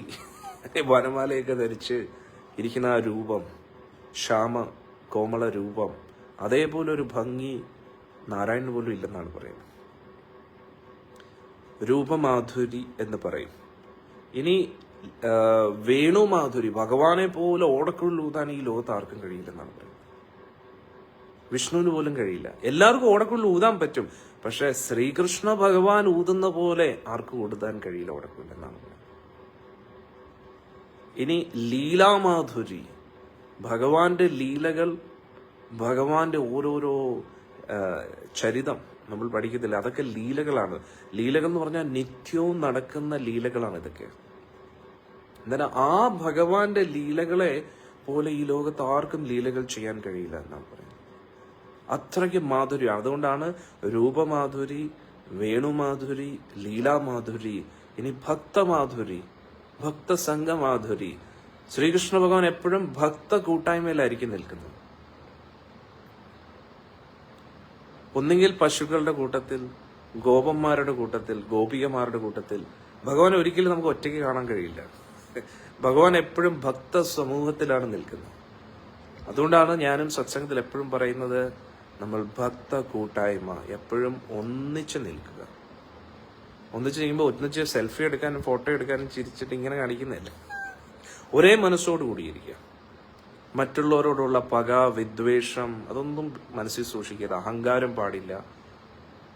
എപ്പോഴും ഒരു എളിമത്വം, വിനയം വേണം ഉള്ളിൽ. ഞാൻ വലിയ സംഭവമാണെന്ന് ചിന്തിക്കരുത്. അഹങ്കാരം പാടില്ല. ഒരു പുല്ലിനെക്കാട്ടിയും തുച്ഛമാണ് ഞാൻ എന്ന് എപ്പോഴും ചിന്തിക്കണം. സ്വയം ഉള്ളിൽ അങ്ങനെ ആയിരിക്കണം ചിന്തിക്കുന്നത്. പക്ഷെ നമ്മൾ നേരെ തിരിച്ചാ, ഈ ലോകത്തുള്ള എല്ലാവരും പുല്ലാണ് എന്നാണ് നമ്മൾ ചിന്തിക്കുന്നത്. ഈ ലോകത്തിലുള്ള എല്ലാവരും പുല്ല്, നമ്മൾ മാത്രമാണ് വലിയ സംഭവം. നമ്മൾ ഹിമാലയത്തെ പോലെ ഉയർന്നു നിൽക്കുക, ബാക്കിയെല്ലാം പുല്ലാണ്. പക്ഷെ നേരെ തിരിച്ചറിയണം. ഉള്ളിന്റെ ഉള്ളിൽ നമ്മൾ ഏറ്റവും വലിയ പുല്ലിനെക്കാട്ടിയും തുച്ഛം, ഏറ്റവും തുച്ഛമായിട്ട് നമ്മൾ കാണണം. ഉള്ളിന്റെ ഉള്ളിൽ എത്ര വലിയ പൊസിഷനിൽ ഇരുന്നാലും നമ്മൾ ഉള്ളിന്റെ ഉള്ളിൽ ഞാൻ ഏറ്റവും വെറും പുല്ലാണെന്ന് ചിന്തിക്കണം. ആ പുല്ലെന്ന് പറഞ്ഞാൽ നോക്കണം, ആലോചിക്കണം, ചവിട്ടി അരച്ച് എല്ലാരും പോവും. പക്ഷെ പുല്ലെന്താ, ഒന്നും പ്രതികരിക്കാറില്ല. അതിന്റെ അർത്ഥം അധർമ്മത്തെ സഹിക്കുക എന്നല്ല പറയുന്നത്. ഉള്ളിന്റെ ഉള്ളിൽ, അതാണ് നമ്മൾ മനസ്സിലാക്കുക. ഉള്ളിന്റെ ഉള്ളിൽ നമ്മുടെ മനോഭാവം, നമ്മുടെ ആറ്റിറ്റ്യൂഡ് എന്ന് പറയുന്നത് ഞാൻ ഏറ്റവും തുച്ഛനായിട്ടുള്ള വ്യക്തിയാണ് എന്നുള്ള ഒരു മാനസിക അവസ്ഥയിലായിരിക്കണം ഉള്ളിന്റെ ഉള്ളിൽ നമ്മൾ ചിന്തിക്കേണ്ടത്. മനസ്സിലായി? ഉള്ളിന്റെ ഉള്ളിൽ ഞാൻ ഏറ്റവും തുച്ഛമായിട്ടുള്ള വ്യക്തിയാണെന്ന് നമ്മൾ ചിന്തിക്കണം. എന്നിട്ട് ശരീരം കൊണ്ടും മനസ്സുകൊണ്ടും എത്രത്തോളം മറ്റുള്ളവർക്ക് വേണ്ടി നന്മ ചെയ്യാൻ പറ്റുന്നു അത് ചെയ്യണം. അതൊരു മരത്തിൽ നിന്ന് നമ്മൾ പഠിക്കും. ചൈതന്യ മഹാപ്രഭു പറയുന്ന തൃണാദപി സുനീചേന തരൂരപി സഹിഷ്ണുന. ഒരു മരം എങ്ങനെയാണോ, ഒരു പ്രഭുജി പറയുന്ന അങ്ങനെ ചിന്തിക്കാൻ ആരും ശ്രമിക്കുക, അതേ പ്രഭുജി അതാണ്. പക്ഷെ അങ്ങനെ നമുക്ക് ചിന്തിക്കാൻ കഴിഞ്ഞാൽ സെറ്റായി. വേണമെങ്കിൽ കുറച്ചു നേരത്തേക്കെങ്കിലും ചിന്തിച്ചു നോക്ക്, ട്രൈ നോക്കൂ. നമുക്ക് ഒരുപാട് ആശ്വാസം കിട്ടും. സത്യം പറഞ്ഞു, നമ്മുടെ ഉള്ളിന്റെ ഉള്ളിൽ നമ്മൾ എന്തോ വലിയ സംഭവമാണെന്ന് ചിന്തിക്കുമ്പോഴാണ് നമ്മുടെ ഉള്ളിലെ ആ ചിന്ത അനുസരിച്ച് പുറത്ത് കറക്റ്റ് ആവുന്നത്. ഉള്ളില് നമ്മൾ വലിയ സംഭവമാണെന്ന് ചിന്തിക്കുന്നു, പക്ഷെ പുറമെ അതിനനുസരിച്ച് നമ്മുടെ ചിന്തകൾക്കനുസരിച്ച് നമ്മൾ എത്തുന്നില്ല. അതുകൊണ്ട് എപ്പോഴും നമ്മൾ ഡിസ്റ്റർബ്ഡ് ആയിരിക്കും. നമ്മുടെ പ്രതീക്ഷകൾക്കൊത്ത് എക്സ്പെക്ടേഷൻ അനുസരിച്ച് നമുക്ക് ഒരുപാട് ഉയരാൻ പറ്റാത്തതുകൊണ്ട് എപ്പോഴും ഫ്രസ്ട്രേറ്റഡ് ആയിരിക്കും. പക്ഷെ ഉള്ളിന്റെ ഉള്ളിൽ നമ്മൾ എപ്പോഴും വളരെ സിമ്പിളായിട്ട് ഇരിക്കുകയാണെങ്കിൽ വിൽ ഓൾവേസ് ബി ഹാപ്പി. ഉള്ളിന്റെ ഉള്ളിൽ നമ്മൾ എപ്പോഴും സിമ്പിളായിട്ടിരിക്കുക. ഞാൻ ഏറ്റവും വലിയ പുല്ലാണെന്ന് ഉള്ളിൽ ചിന്തിക്കുക. എന്നിട്ട് ശരീരവും മനസ്സും കൊണ്ട് എന്താണ് ചെയ്യേണ്ടത്? നമ്മുടെ കഴിവിന്റെ പരമാവധി മറ്റുള്ളവർക്ക് വേണ്ടി നന്മ ചെയ്തുകൊണ്ടിരിക്കുക. അതാണ് നമ്മൾ മനസ്സിലാക്കുന്നത്. അന്നേരം മറ്റുള്ളവർക്ക് വേണ്ടി നന്മ ചെയ്തുകൊണ്ടിരിക്കുമ്പോഴും, മറ്റുള്ളവർക്ക് വേണ്ടി ഒരു മാതാജി പറയുന്ന, എത്ര ഭക്തി ഉണ്ടെങ്കിലും ചിലരുടെ പെരുമാറ്റം സങ്കടപ്പെടുത്താറുണ്ട്. ഈ ലോകം എല്ലാവരും ഒരേപോലെ അല്ലല്ലോ. ഞാൻ അതാണ് അടുത്ത ഇതിലോട്ട് പറയുന്നത്. അതാണ് ചൈതന്യ മഹാപ്രഭു പറയുന്നത്, ഉള്ളിന്റെ ഉള്ളിൽ നമ്മൾ ഏറ്റവും തുച്ഛമായിട്ട് കാണുക. എന്നിട്ട് ശരീരം കൊണ്ടും മനസ്സുകൊണ്ടും മറ്റുള്ളവർക്ക് കൊണ്ട് ഈ മാക്സിമം നന്മ ചെയ്യുക. ഈ ലോകത്തിന് വേണ്ടി, ഈ സമൂഹത്തിന് വേണ്ടി, എല്ലാവർക്കും വേണ്ടി, ഈ പ്രപഞ്ചത്തിലുള്ള എല്ലാവരും, നമ്മുടെ കഴിവിന്റെ പരമാവധി നമ്മൾ സേവനങ്ങൾ ചെയ്യുക, ശരീരം കൊണ്ട്, മനസ്സുകൊണ്ട്. എന്നിട്ട് ഇതൊക്കെ ചെയ്യുമ്പോഴോ തിരിച്ച് ഒന്നും പ്രതീക്ഷിക്കരുത് എന്നാണ് ചൈതന്യ മഹാപ്രഭു പറയുന്നത്. അമാനിന മാനദേന. നമുക്ക് എന്ത് ബഹുമതികൾ കിട്ടിയാലും ഇല്ലെങ്കിലും അതിനെക്കുറിച്ച് ഒരു പ്രതീക്ഷയും വെക്കാതെ നമ്മുടെ ജീവിതത്തിൽ തുടർച്ചയായിട്ട് മറ്റുള്ളവർക്ക് വേണ്ടി നന്മ ചെയ്തുകൊണ്ടിരിക്കുക. ആ ഒരു അവസ്ഥയിൽ നമ്മൾ ഇരിക്കുകയാണെങ്കിൽ സെറ്റ്. നമുക്ക് എപ്പോഴും ഭഗവാന്റെ നാമം ജപിക്കാൻ പറ്റും. എപ്പോഴും ഭഗവാന്റെ നാമം ജപിക്കാൻ പറ്റും. ഈ ഒരു മാനസിക അവസ്ഥയിൽ നമ്മൾ എത്തിയില്ല എങ്കിൽ നമുക്ക് ഒരിക്കലും സമാധാനവും കിട്ടത്തില്ല, നമ്മൾ എത്ര വലിയ ഭക്തരാണെന്ന് പറഞ്ഞിട്ടും നമ്മൾ ഈ ഒരു അവസ്ഥയിലല്ല നമ്മൾ ഇരിക്കുന്നതെങ്കിൽ നമുക്ക് ഒരിക്കലും സമാധാനം കിട്ടത്തില്ല. ഉള്ളിൻ്റെ ഉള്ളിൽ ഏറ്റവും എളിമത്വം, ഞാൻ ഏറ്റവും വലിയ പുല്ലാണെന്ന് ഉള്ളിൻ്റെ ഉള്ളിൽ ചിന്തിക്കുക. എന്നിട്ട് പുറമേ എന്താ?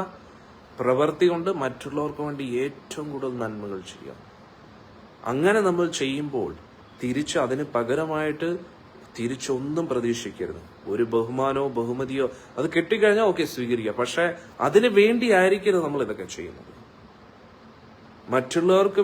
മറ്റുള്ളവർക്ക് എല്ലാ നന്മകളും നേരുക, നന്മകൾ ചെയ്യുക, മറ്റുള്ളവരെ ബഹുമാനിക്കുക, ആരെയും അപമാനിക്കരുത്, ആരെയും ബഹുമാനിക്കാതെ ഇരിക്കരുത്. നമ്മൾക്ക് ബഹുമാനം കിട്ടിയാലും ഇല്ലെങ്കിലും ആ ഒരു അവസ്ഥയിൽ നമുക്ക് ഇരിക്കാൻ കഴിഞ്ഞു കഴിഞ്ഞാൽ നമുക്ക് എപ്പോഴും ഭഗവത് സ്മരണയിൽ ഇരിക്കാൻ പറ്റും. ഇപ്പൊ പല വ്യക്തികളോട് നമ്മൾ ഭഗവാന്റെ നാമം ജപിക്കൂ എന്നൊക്കെ പറയുമ്പോൾ അവർക്ക് ജപിക്കാൻ പറ്റാത്തത് ഈഗോ കാരണമാണ്. ഈഗോ ഉള്ളവർക്ക് ജപിക്കാൻ ബുദ്ധിമുട്ടായിരിക്കും. ഇനി ജപിച്ചാലേ ഈഗോ കുറയും, അത് വേറൊരു സംഭവം. എത്ര ഈഗോ ഉണ്ടെങ്കിലും ജപിച്ചു കഴിയുമ്പോൾ കുറച്ച് ഈഗോ കുറയും. പക്ഷെ എന്നാലും കുറച്ച് മുന്നോട്ട് പോകാൻ വലിയ ബുദ്ധിമുട്ടാണ്. ഈ ചില വണ്ടിയൊക്കെ ഇല്ലേ, സ്റ്റാർട്ടിങ് ട്രബിൾ, അതേപോലെ. പക്ഷെ നല്ല കണ്ടീഷനുള്ള വണ്ടിയാണെങ്കിൽ ഒന്ന് തള്ളേണ്ട ആവശ്യമൊന്നുമില്ല, ജും എന്ന് പറഞ്ഞിട്ടങ്ങ്. മനസ്സിലായില്ലേ? അതുകൊണ്ട് ഭഗവാനോട് എപ്പോഴും പ്രാർത്ഥിക്കേണ്ട എന്താ? ഇതാ പ്രാർത്ഥിക്കേണ്ടത്. ഉള്ളില് ഭഗവാനെ ഈഗോ ഒന്നും ഉണ്ടാവരുതേ.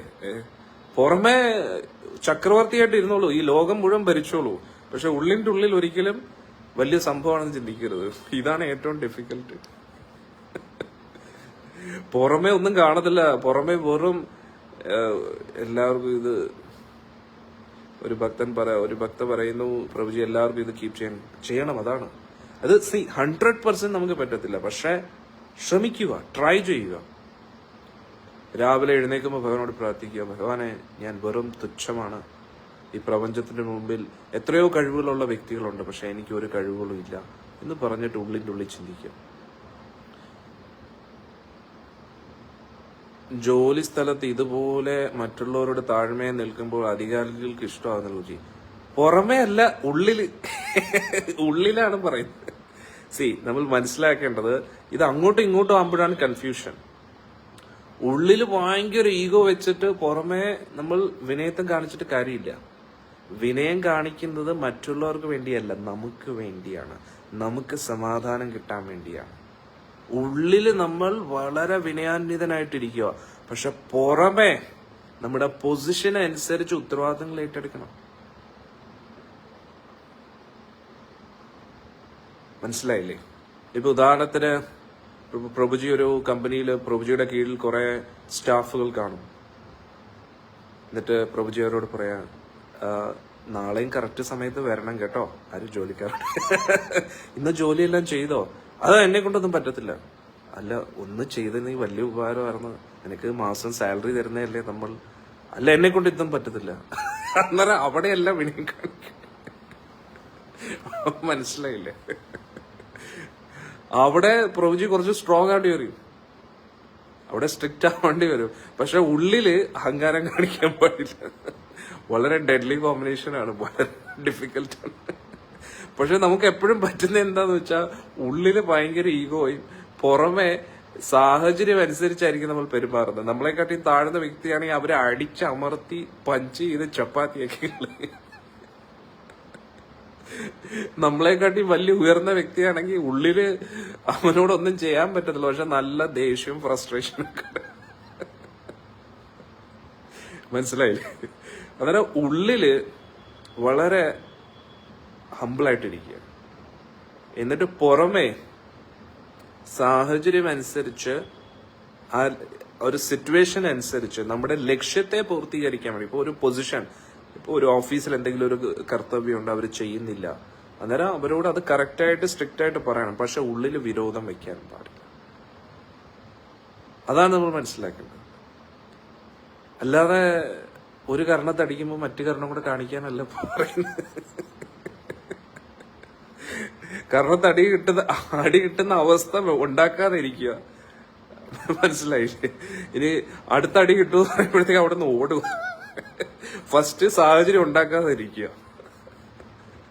ഇനി ആ സാഹചര്യം എത്തിക്കഴിഞ്ഞ് ഞാൻ ഓടും. അല്ലാതെ മറ്റേ കാരണം കൂടെ അടിച്ചു കഴിഞ്ഞാൽ അടിച്ചു പൊട്ടിക്കില്ല. ഹരേ കൃഷ്ണ. അന്നേരം ഉള്ളിൻ്റെ ഉള്ളിൽ നമ്മൾ എപ്പോഴും വളരെ വിനയാന്വിതനായിട്ടിരിക്കുക. എന്നിട്ട് പുറമെ നമ്മൾ എന്ത് ചെയ്യുക? മറ്റുള്ളവർക്ക് വേണ്ടി എല്ലാവിധ നന്മകളും ചെയ്യുക എന്നതാണ് മനസ്സിലാക്കുന്നത്. എന്നിട്ട് ഇതിന് പകരമായിട്ട് തിരിച്ചൊന്നും പ്രതീക്ഷിക്കും. ഇനിയൊരു അവസ്ഥയിൽ നമ്മൾ ഇരുന്ന് കഴിഞ്ഞാൽ അടിപൊളിയാണ്.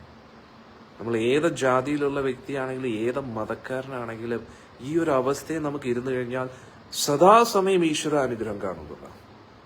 ഭഗവാന്റെ തിരുനാമം എപ്പോഴും ജപിക്കാൻ നമുക്കൊരു പ്രചോദനം ഉള്ളിൻ്റെ ഉള്ളിൽ നിന്ന് ലഭിക്കും.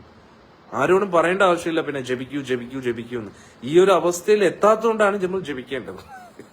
പക്ഷെ ഈ ഒരു അവസ്ഥയിൽ എത്തിക്കഴിഞ്ഞാൽ ഓട്ടോമാറ്റിക്കലി നമ്മുടെ നാവിൽ നിന്ന് ഭഗവാന്റെ നാമം വരും.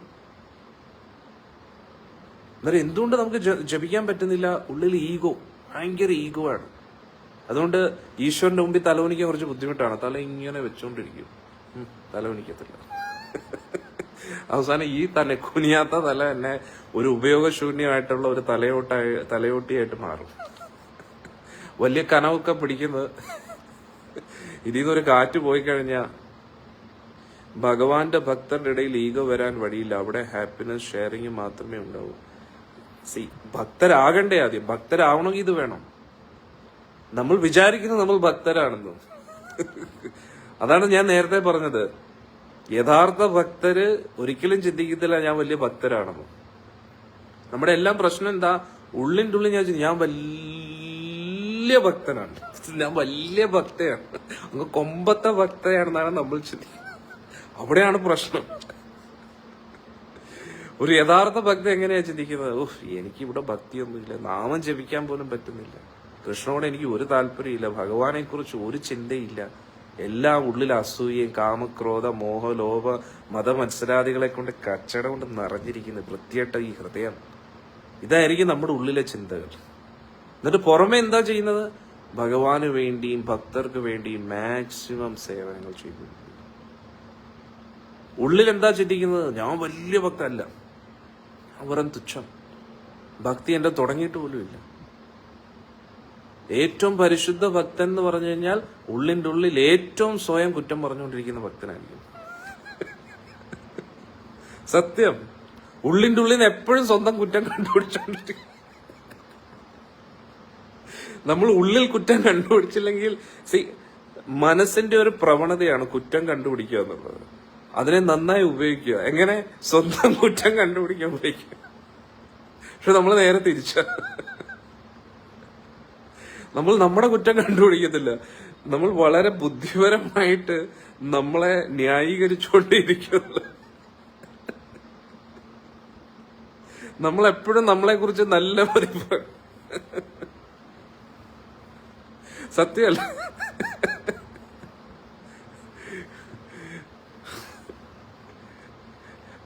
ഒരിക്കൽ ഇപ്പൊ ഉദാഹരണത്തിന് നമ്മൾ കുറെ നാൾക്ക് ശേഷം ഒരു ഷർട്ടോ ഒരു ഡ്രസ്സോ എടുത്തിട്ട് നമ്മൾ ഇടുകയാണ്. ഇടുമ്പോഴത്തേക്ക് എന്ത് പറ്റുന്നത്? ടൈറ്റാണ്.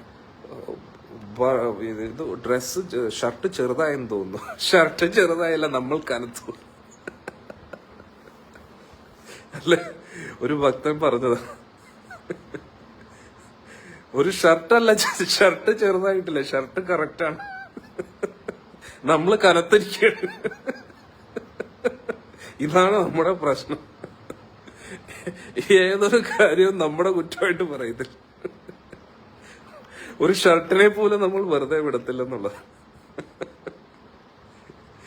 കണ്ണി കാണുന്ന എല്ലാത്തിനെയും കുറ്റം പറയും. ഇനി പാചകം ചെയ്തിട്ട് ഭക്ഷണം ശരിയല്ലെങ്കിൽ അന്നേരത്തേക്ക് പറയാം ഉപ്പ് കൂടിപ്പോയെന്ന് തോന്നുന്നു, അല്ലെങ്കിൽ ഉപ്പ് കുറഞ്ഞു എന്ന്, അല്ലെങ്കിൽ ഇത് പുതിയ മസാലയാണ്, മസാലയ്ക്കുള്ള പ്രശ്നം, അല്ലെങ്കിൽ പച്ചക്കറി ശരിയായിട്ടില്ല, ആ പച്ചക്കറിക്കാരനെ കൊണ്ട് തോറ്റ്.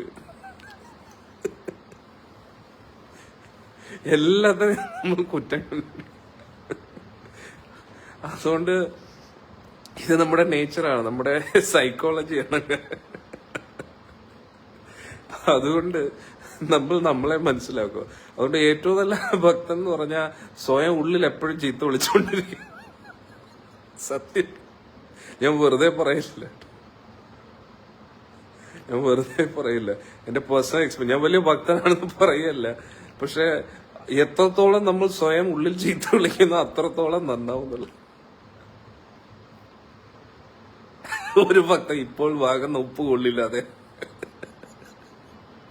വീട്ടിൽ അങ്ങനെയാണല്ലേ ബ്രോജി, എനിക്കറിയാം, എക്സ്പീരിയൻസ് ഉണ്ട്.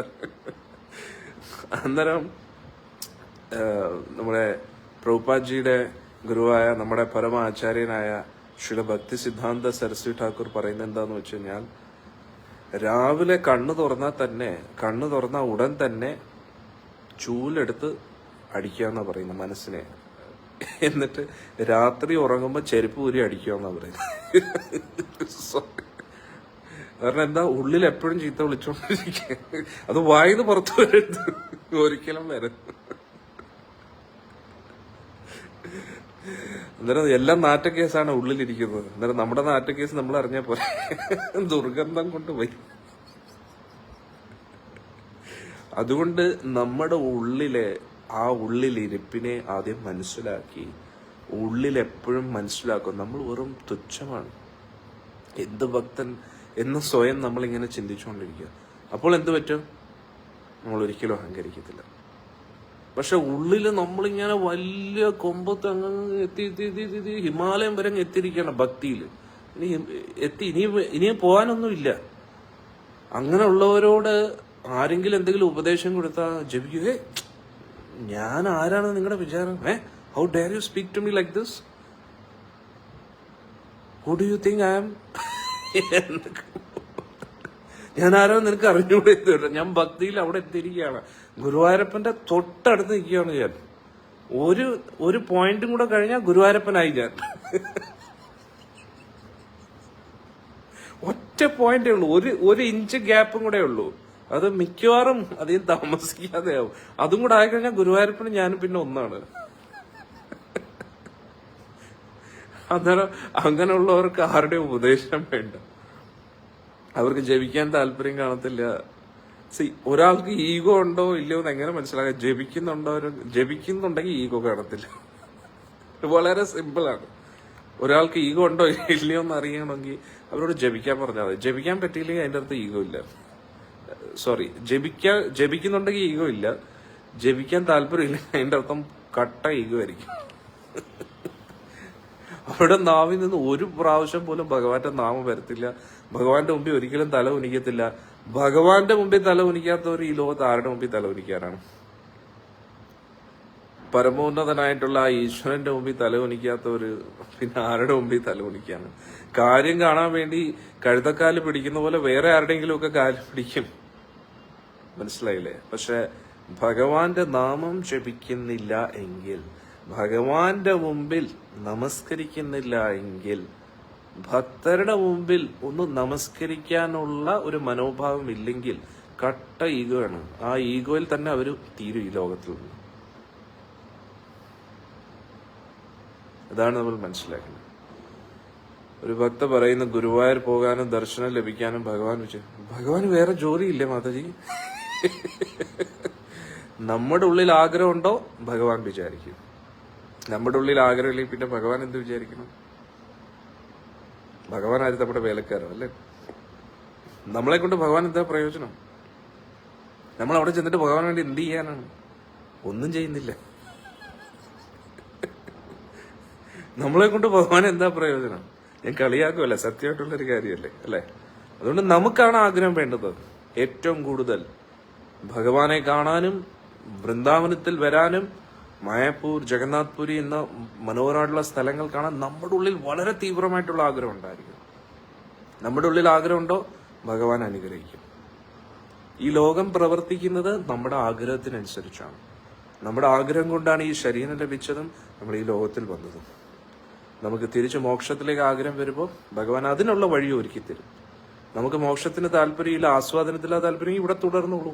അങ്ങനെയാണ് ഈ ലോകം പ്രവർത്തിക്കുന്നത്.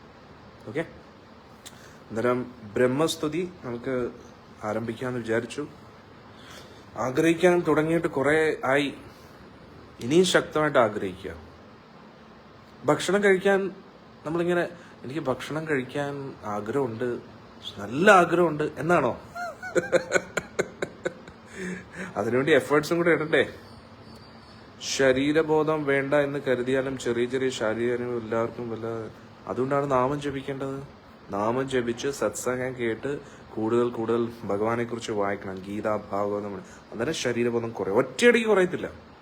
അപ്പോൾ നമുക്ക് പനി പിടിക്കുമ്പോൾ ഒറ്റയടിക്ക് പനി കുറയുമോ? ഇല്ലല്ലോ. മെല്ലെ മെല്ലെ മെല്ലെ മെല്ലെ മരുന്ന് കഴിക്കണം, റെസ്റ്റ് എടുക്കണം, അന്നേരം മെല്ലെ മെല്ലെ പനി കുറയും. അതേപോലെയാണ് ശരീരബോധം, ഒറ്റയടിക്ക് കുറയത്തില്ല. ഇത്രയും ജന്മങ്ങളിൽ ചെയ്യാത്ത കാര്യങ്ങൾ നമ്മൾ ആദ്യമായിട്ട് ചെയ്യുമല്ലേ, അന്നേരം എങ്ങനെയാണ് കൈ വഴങ്ങണ്ടേ? കൈ വഴങ്ങണം. ഏതെങ്കിലും ഒരു പുതിയ കാര്യം ചെയ്യുമ്പോൾ കൈ കറക്റ്റായിട്ട് വഴങ്ങണ്ടേ അതിനുവേണ്ടി? അന്നേരം അതിന് കുറച്ച് സമയം എടുക്കും. പേഷ്യൻസ്, ഡിറ്റർമിനേഷൻ, എങ്കിൽ മാത്രമേ അത് നടക്കൂ. ഓക്കെ, ഹരേ കൃഷ്ണ. ഒരുപാട് സന്തോഷം. ഇത്രയും നാളായിട്ട് പവിത്രമായിട്ടുള്ള സ്ഥലങ്ങളിലൊക്കെ പോയെങ്കിലും ഒരു നദിയിൽ നിന്ന് പുറത്തെടുത്ത മീനെ പോലെ ഇരിക്കുകയായിരുന്നു ഞാൻ. കാരണം സത്സംഗമില്ല.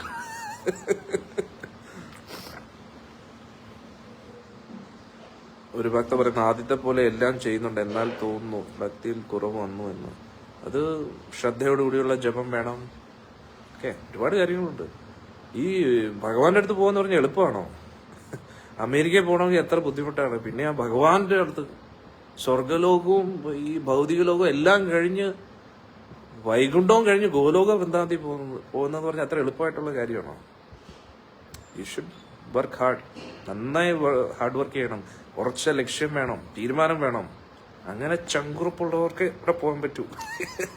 നിങ്ങൾക്ക് എല്ലാവർക്കും പറ്റും. ഹരേ കൃഷ്ണ. സത്യം പറഞ്ഞ എല്ലാ തീർത്ഥ സ്ഥലങ്ങളിലും സന്ദർശിച്ചിരുന്നുവെങ്കിലും ഉള്ളിൽ ഭയങ്കര ഒരു സഫക്കേഷൻ ആയിരുന്നു, വിമിഷ്ടമായിരുന്നു, ശ്വാസം മുട്ടുന്ന അവസ്ഥയായിരുന്നു. മീനെ പുറത്തെടുത്തതുപോലെ നദിയിൽ നിന്ന്. സത്സംഗം എടുക്കാത്തതുകൊണ്ട്. അത് എന്റെ തന്നെ വിമിഷ്ടമാണോ അതോ നിങ്ങളുടെ വിമിഷ്ടം ഭഗവാൻ എനിക്ക് നൽകിയാണെന്ന് അറിയത്തില്ല.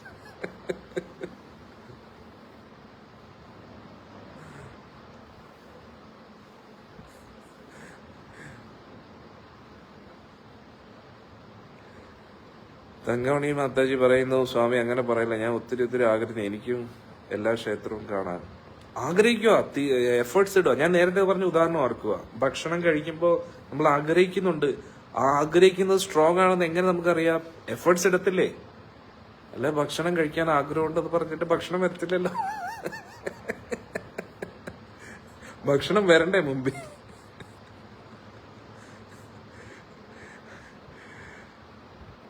അന്നേരം മിക്കവാറും എനിക്ക് തോന്നുന്നത് നിങ്ങളുടെ ഉള്ളിൽ ആ വിമിഷ്ടം ഭഗവാൻ എനിക്ക് നൽകിയത്. സത്യം. അല്ലെങ്കിൽ ജഗന്നാഥ് പുരി, മായാപൂര്, വൃന്ദാവനം ഇത്രയും മനോഹരമായിട്ടുള്ള സ്ഥലത്തൊക്കെ ഞാൻ നിൽക്കുകയാണ്. പക്ഷെ ഉള്ളിൽ വല്ലാത്തൊരു സഫക്കേഷൻ, ശ്വാസം മുട്ടുന്ന അവസ്ഥ. ഞാൻ വിചാരിച്ച് അതും ജപം ഇഷ്ടം പോലെ ജപിക്കുന്നുമുണ്ട്, എന്നിട്ടോ അകത്തൊരു ആനന്ദം കിട്ടുന്നില്ല. ഒരാനന്ദമില്ല. ഭക്തരെല്ലാവരും ഉണ്ട്, യാത്രയിൽ എല്ലാവരും ഉണ്ട്. ഭക്തരെല്ലാവരുമായിട്ട് നല്ല സന്തോഷത്തിൽ കീർത്തനം ചെയ്യുന്നുണ്ട്, അതിമനോഹരമായിട്ടുള്ള പ്രസാദമുണ്ട്, എല്ലാം ഉണ്ട്. പക്ഷെ ഒരു സന്തോഷം കിട്ടുന്നില്ല. പക്ഷെ ഇപ്പോ എന്തോ പറയുന്നേ, യാത്രയെല്ലാം പോയത് സഫലമായെന്ന് തോന്നുന്നു. സത്സംഗത്തെ പോലെ വേറെ ഈ ലോകത്ത് വേറൊന്നുമില്ല, അല്ലേ? കാരണം ഭഗവാനെ കുറിച്ച് പറയാൻ കഴിയുക, ആ ഒരു അവസരം ഗുരുവായൂരപ്പനും അടിയനും നൽകുന്നത് ഗുരുവായൂരപ്പന്റെയും ശ്രീമതി രാധാറാണിയുടെയും വലിയ കാരുണ്യം. ഒരു ഭക്ത പറയുന്നു, റെക്കോർഡഡ് വീഡിയോസ് ഉണ്ടെങ്കിൽ ലൈവ് സത്സംഗം സ്പെഷ്യലാണ്. തീർച്ചയായിട്ടും എന്റെ ജീവനാണ്, എന്നെ ജീവൻ നിലനിർത്തുന്നത്. സത്യമായിട്ടും ഈ കഴിഞ്ഞ കുറെ ദിവസം ഞാൻ അനുഭവിച്ച വേദന ഭയങ്കര മിസ്സായിരുന്നു.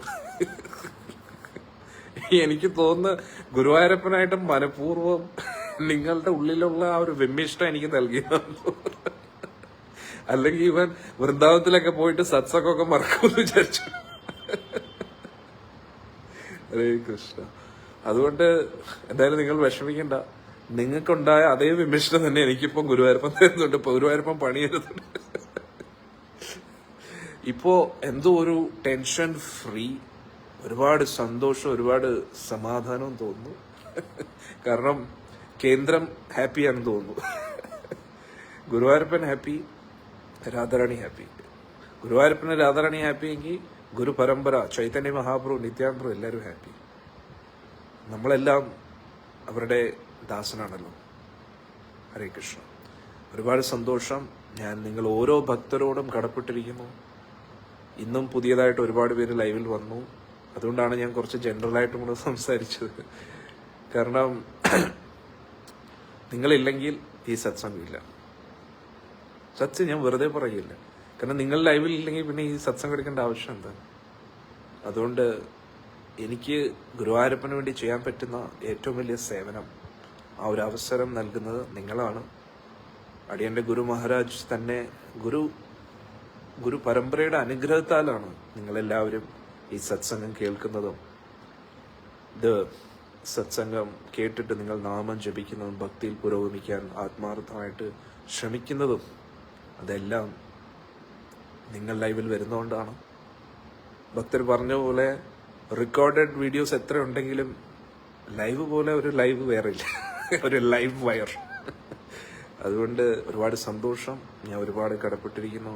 ശ്രീമദ് ഭാഗവത്തെ പോലെ മാധുര്യം ഈ പ്രപഞ്ചത്തിൽ വേറൊന്നിനുമില്ല.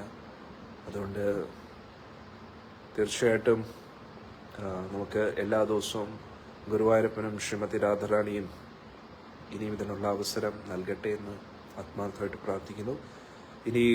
ഇന്ന് വൈകിട്ട് നമുക്ക് മാക്സിമം നോക്കാം. വൈകിട്ട് മഹാഭാരതം ട്രൈ ചെയ്യാം മാക്സിമം, കേട്ടോ. ഇനി സപ്പോസ് അത് പറ്റിയില്ലെങ്കിൽ വിഷമിക്കരുത്. രാവിലെ എന്തായാലും ഭാഗവതം ഉണ്ടായിരിക്കും, കേട്ടോ. അത് നമുക്ക് രാവിലെ ശ്രീമദ് ഭാഗവതം രാവിലെ 7 മണിക്ക് കാണാം. ഇന്ന് വന്ന എല്ലാ ഭക്തജനങ്ങൾക്കും ശ്രീമതി രാധാറാണിയുടെ അനുഗ്രഹം ലഭിക്കട്ടെ എന്ന് പ്രാർത്ഥിക്കുന്നു. പിന്നെ ഞാനിനി അസൂയപ്പെടരുത്, വിഷമിക്കരുത്. ഞാനീ രാധാകുണ്ടിൻ്റെ അടുത്തോട്ട് പോവുകയാണ്. ഗോവർദ്ധൻ പരിക്രമയ്ക്കും പോവുകയാണ്. അന്നേരം ലൈവ് ചെയ്യാൻ മാക്സിമം ശ്രമിക്കാം. കവറേജിനനുസരിച്ചിരിക്കും, കേട്ടോ. ലൈവ് ചെയ്യുമ്പോൾ ഈസിയാണ്, വീഡിയോ എടുക്കാൻ കുറച്ച് ബുദ്ധിമുട്ടാണ്. വീഡിയോ എടുക്കുമ്പോൾ നോക്കാം എന്താ പോസിബിൾ എന്ന് വെച്ചാൽ ലൈവോ ഇതോ എല്ലാം നമുക്ക് നോക്കാം. അതുകൊണ്ട് മൊബൈലിൽ തന്നെ ഇങ്ങനെ നോക്കിയിരിക്കണ്ട. എപ്പോഴാണോ പറ്റുന്നത് നിങ്ങൾ കണ്ടാൽ മതി, കേട്ടോ. ചിലപ്പോൾ ലൈവ് വരാൻ സാധ്യതയുണ്ട്, കേട്ടോ. പിന്നെ നമ്മുടെ ഓരോ വൃന്ദാവന യാത്രയും വളരെ സ്പെഷ്യലാണെന്ന് അറിയാലോ. ഇപ്രാവശ്യം വരാൻ പോകുന്ന വൃന്ദാവന യാത്ര ഞാനൊന്നും പറയുന്നില്ല. ഇതുവരെ വന്നവര്, ഇനി വരാത്തവര്, വന്നില്ലെങ്കിലും ഭയങ്കര മിസ്സായിരിക്കും. ഇപ്രാവശ്യത്തെ വൃന്ദാവന യാത്ര വളരെ സ്പെഷ്യലാണ്. ഇനി അടുത്ത വൃന്ദാവന യാത്ര എന്താണ്? കാരണം കുറച്ച് സീക്രട്ട് സ്ഥലങ്ങളൊക്കെ കണ്ടുപിടിച്ചിട്ടുണ്ട്. വൃന്ദാവനത്തിൽ ഒരുപാട് സ്ഥലങ്ങളുണ്ട്, ഒരുപാട് സ്ഥലങ്ങൾ. 5000 അമ്പലങ്ങളുള്ള സ്ഥലമാണ് വൃന്ദാവനം. ഹരേ കൃഷ്ണ. വൃന്ദാവനത്തിനെ പോലെ ഒരു സ്ഥലം ഈ ലോകത്ത് വേറെയില്ല. മോർ പ്രാണ് വൃന്ദാവൻ. എന്റെ പ്രാണനാണ് വൃന്ദാവൻ, ആചാര്യന്മാർ പറയും. ഹരേ കൃഷ്ണ. അന്നേരം ഇനി ഞാൻ അങ്ങോട്ട് പോവുകയാണ്. അന്നേരം മാക്സിമം ലൈവ് ചെയ്യാൻ ശ്രമിക്കാം, കേട്ടോ. എല്ലാവർക്കും ശ്രീമതി രാധാറാണിയുടെ അനുഗ്രഹം ലഭിക്കട്ടെ എന്ന് പ്രാർത്ഥിക്കുന്നു. മാക്സിമം ഹരേ കൃഷ്ണ മഹാമന്ത്രം ജപിക്കുക. ശ്രദ്ധയോടുകൂടി കുറഞ്ഞ പക്ഷം 16 മാലയെങ്കിലും ജപിക്കുക. 4 യമനിയമങ്ങൾ പാലിക്കുക. ഇത് മാത്രം മതി. രാധാറാണിയുടെ അനുഗ്രഹം കിട്ടും. ശ്രീമതി രാധാറാണിയുടെ അനുഗ്രഹം കിട്ടിയ സെറ്റായി. അവിടെ ചൂട് എങ്ങനെയുണ്ട്? ചൂടിനെ കുറിച്ച് ചിന്തിക്കുന്നവർക്ക് ചൂടായിട്ട് തോന്നും. കൃഷ്ണനെ കുറിച്ചും രാധാറാണിയെ കുറിച്ച് ചിന്തിക്കുന്നവർക്ക് എന്ത് ചൂട്, എന്ത് തണുപ്പ്, എന്ത് മഴ. അതുകൊണ്ട് നമ്മുടെ ലക്ഷ്യം ക്ലിയർ ആക്കുക. ചൂടാണോ? അയ്യോ ചൂടാണോ എന്ന് ചിന്തിച്ചാൽ ചൂട് ഒരുപാടുണ്ട്. കൃഷ്ണനാണെങ്കിൽ ലക്ഷ്യമെങ്കിൽ എന്ത് ചൂട്, എന്ത് തണുപ്പ്, എന്ത് മഴ. ഈ കാലാവസ്ഥയ്ക്ക് അപ്പുറത്തല്ലേ യഥാർത്ഥ വൃന്ദാവനം. ഇതൊക്കെ ഭൗതിക കാലാവസ്ഥകൾ നമ്മളെ ഇങ്ങനെ അട്രാക്ട് ചെയ്തുകൊണ്ടേയിരിക്കും. ഓക്കെ. ഹരേ കൃഷ്ണ. ഇനി എന്താണ് ഗുരുദേവ്? ഏതാ യാത്രയാണോ? ഇനി കണ്ടിന്യൂസ് 3 യാത്രകളുണ്ട്. കാരണം 3 മാസം ഞാൻ ഇവിടെ ഉണ്ട്. ഓക്കെ, അന്നേരം ഇപ്രാവശ്യം നമ്മൾ താമസിക്കാൻ പോകുന്നത് രാധാകുണ്ടിന്റെ അടുത്ത് തന്നെ, ഇതേ ഗോഡിയമാട്ടിൽ. അടിപൊളി സ്ഥലമാണ്, സൂപ്പർ സ്ഥലം എന്ന് പറഞ്ഞാൽ എത്ര മനോഹരമാണെന്നറിയാം. ഇത്രയും വാക്കുകളില്ല. സാക്ഷാൽ ശ്രീല ഭക്തി സിദ്ധാന്ത സരസ്വതി ഠാക്കൂറിന്റെ തൃപ്പാദം പതിഞ്ഞ മണ്ണ്. ഇതിൽ കൂടുതൽ ഞാൻ എന്താ പറയേണ്ടത്? നമ്മുടെ യാത്ര എപ്പോഴും ഡിഫറെന്റ് ആയിരിക്കും, നിങ്ങൾക്ക് എല്ലാവർക്കും അറിയാമല്ലോ. ബാക്കിയുള്ളവരെല്ലാം ഞാൻ കുറ്റം പറയല്ല, അവരവരുടെ രീതിയിൽ ചെയ്യുന്നു, അത്രയേ ഉള്ളൂ. പക്ഷെ സ്വാമിയുടെ കൂടെ ഹെൽപ്പിന് ആരാളെ വൃന്ദാവനത്തിൽ എല്ലാം ഓക്കെയാണ്, കുഴപ്പമില്ല. കാരണം നമ്മുടെ ഗുരുവായൂരിൽ ഒരുപാട് സർവീസുകളുണ്ടല്ലോ, ഭക്തർ അവിടെയും വേണം. അന്നേരം ഞാൻ പറഞ്ഞു വന്നത്, ഇവിടെ എന്തോ പറയുന്നേ, ഞാൻ ബാക്കിയുള്ള ഭക്തര് കൂട്ടരൊക്കെ യാത്ര കൊണ്ടുപോകുമ്പം ഒരു കാണിച്ച് തിരിച്ചു കൊണ്ടുപോകുന്നു. പക്ഷെ ഇവിടെയൊക്കെ സീക്രട്ട് ആയിട്ടുള്ള ഒരുപാട് എനർജി സോഴ്സുകളുണ്ട്. അതൊക്കെയാണ് ഞാൻ നിങ്ങൾക്ക് കണക്ട് ചെയ്യാൻ പോകുന്നത്. ആ ഒരു എനർജി കിട്ടുമ്പോ ഒന്നും പറയണ്ട, ആ എനർജിയാണ് ശ്രീമതി രാധാറാണി. ആ ഒരു എനർജി നമുക്ക് ലഭിക്കുമ്പോൾ നമുക്ക് ആനന്ദം ലഭിക്കും. ആ ആനന്ദത്തിന്റെ ആ ഒരു അംശം മതി നമ്മളെ ഭൗതിക ലോകത്തിനപ്പുറത്തെത്തിക്കാൻ. ഓക്കെ, പിന്നെ വിഷമിക്കണ്ട, വരാൻ പറ്റാത്ത ഭക്തർ വിഷമിക്കരുത്. ലൈവിൽ മാക്സിമം എവിടെയൊക്കെ കവറേജ് ഉണ്ടോ അവിടെയൊക്കെ കവറേജ് ലൈവ് കാണിക്കാൻ ശ്രമിക്കാം. പിന്നെ ബാക്കി വീഡിയോ എടുത്തും നോക്കാം കേട്ടോ. ഹരേ കൃഷ്ണ. എല്ലാവർക്കും ശ്രീമതി രാധാറാണിയുടെ അനുഗ്രഹം ലഭിക്കട്ടെ എന്ന് പ്രാർത്ഥിക്കുന്നു. ഹരേ കൃഷ്ണ.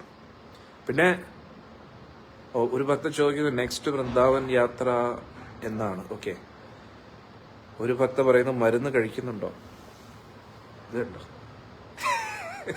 ഇതെല്ലാം മരുന്ന്.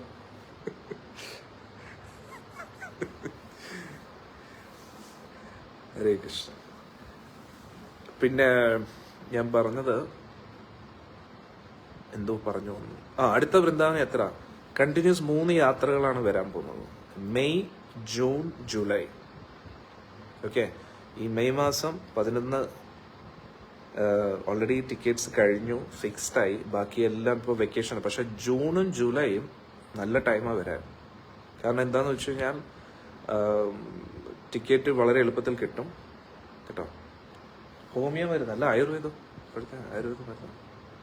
ഓക്കെ, അന്നേരം മാക്സിമം ഭക്തരും പറ്റുമെങ്കിൽ വരാൻ ശ്രമിക്കുക കേട്ടോ.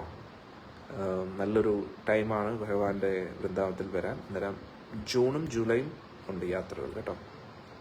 പിന്നെ ഓഗസ്റ്റ്, പിന്നെ ഞാൻ നേരത്തെ പറഞ്ഞ പോലെ വൃന്ദാവനമൊക്കെ വളരെ സ്പെഷ്യലാണ്. പക്ഷെ എന്നാലും ഗുരുവായൂരപ്പൻ കഴിഞ്ഞിട്ടേ ഉള്ളൂ വൃന്ദാവനം.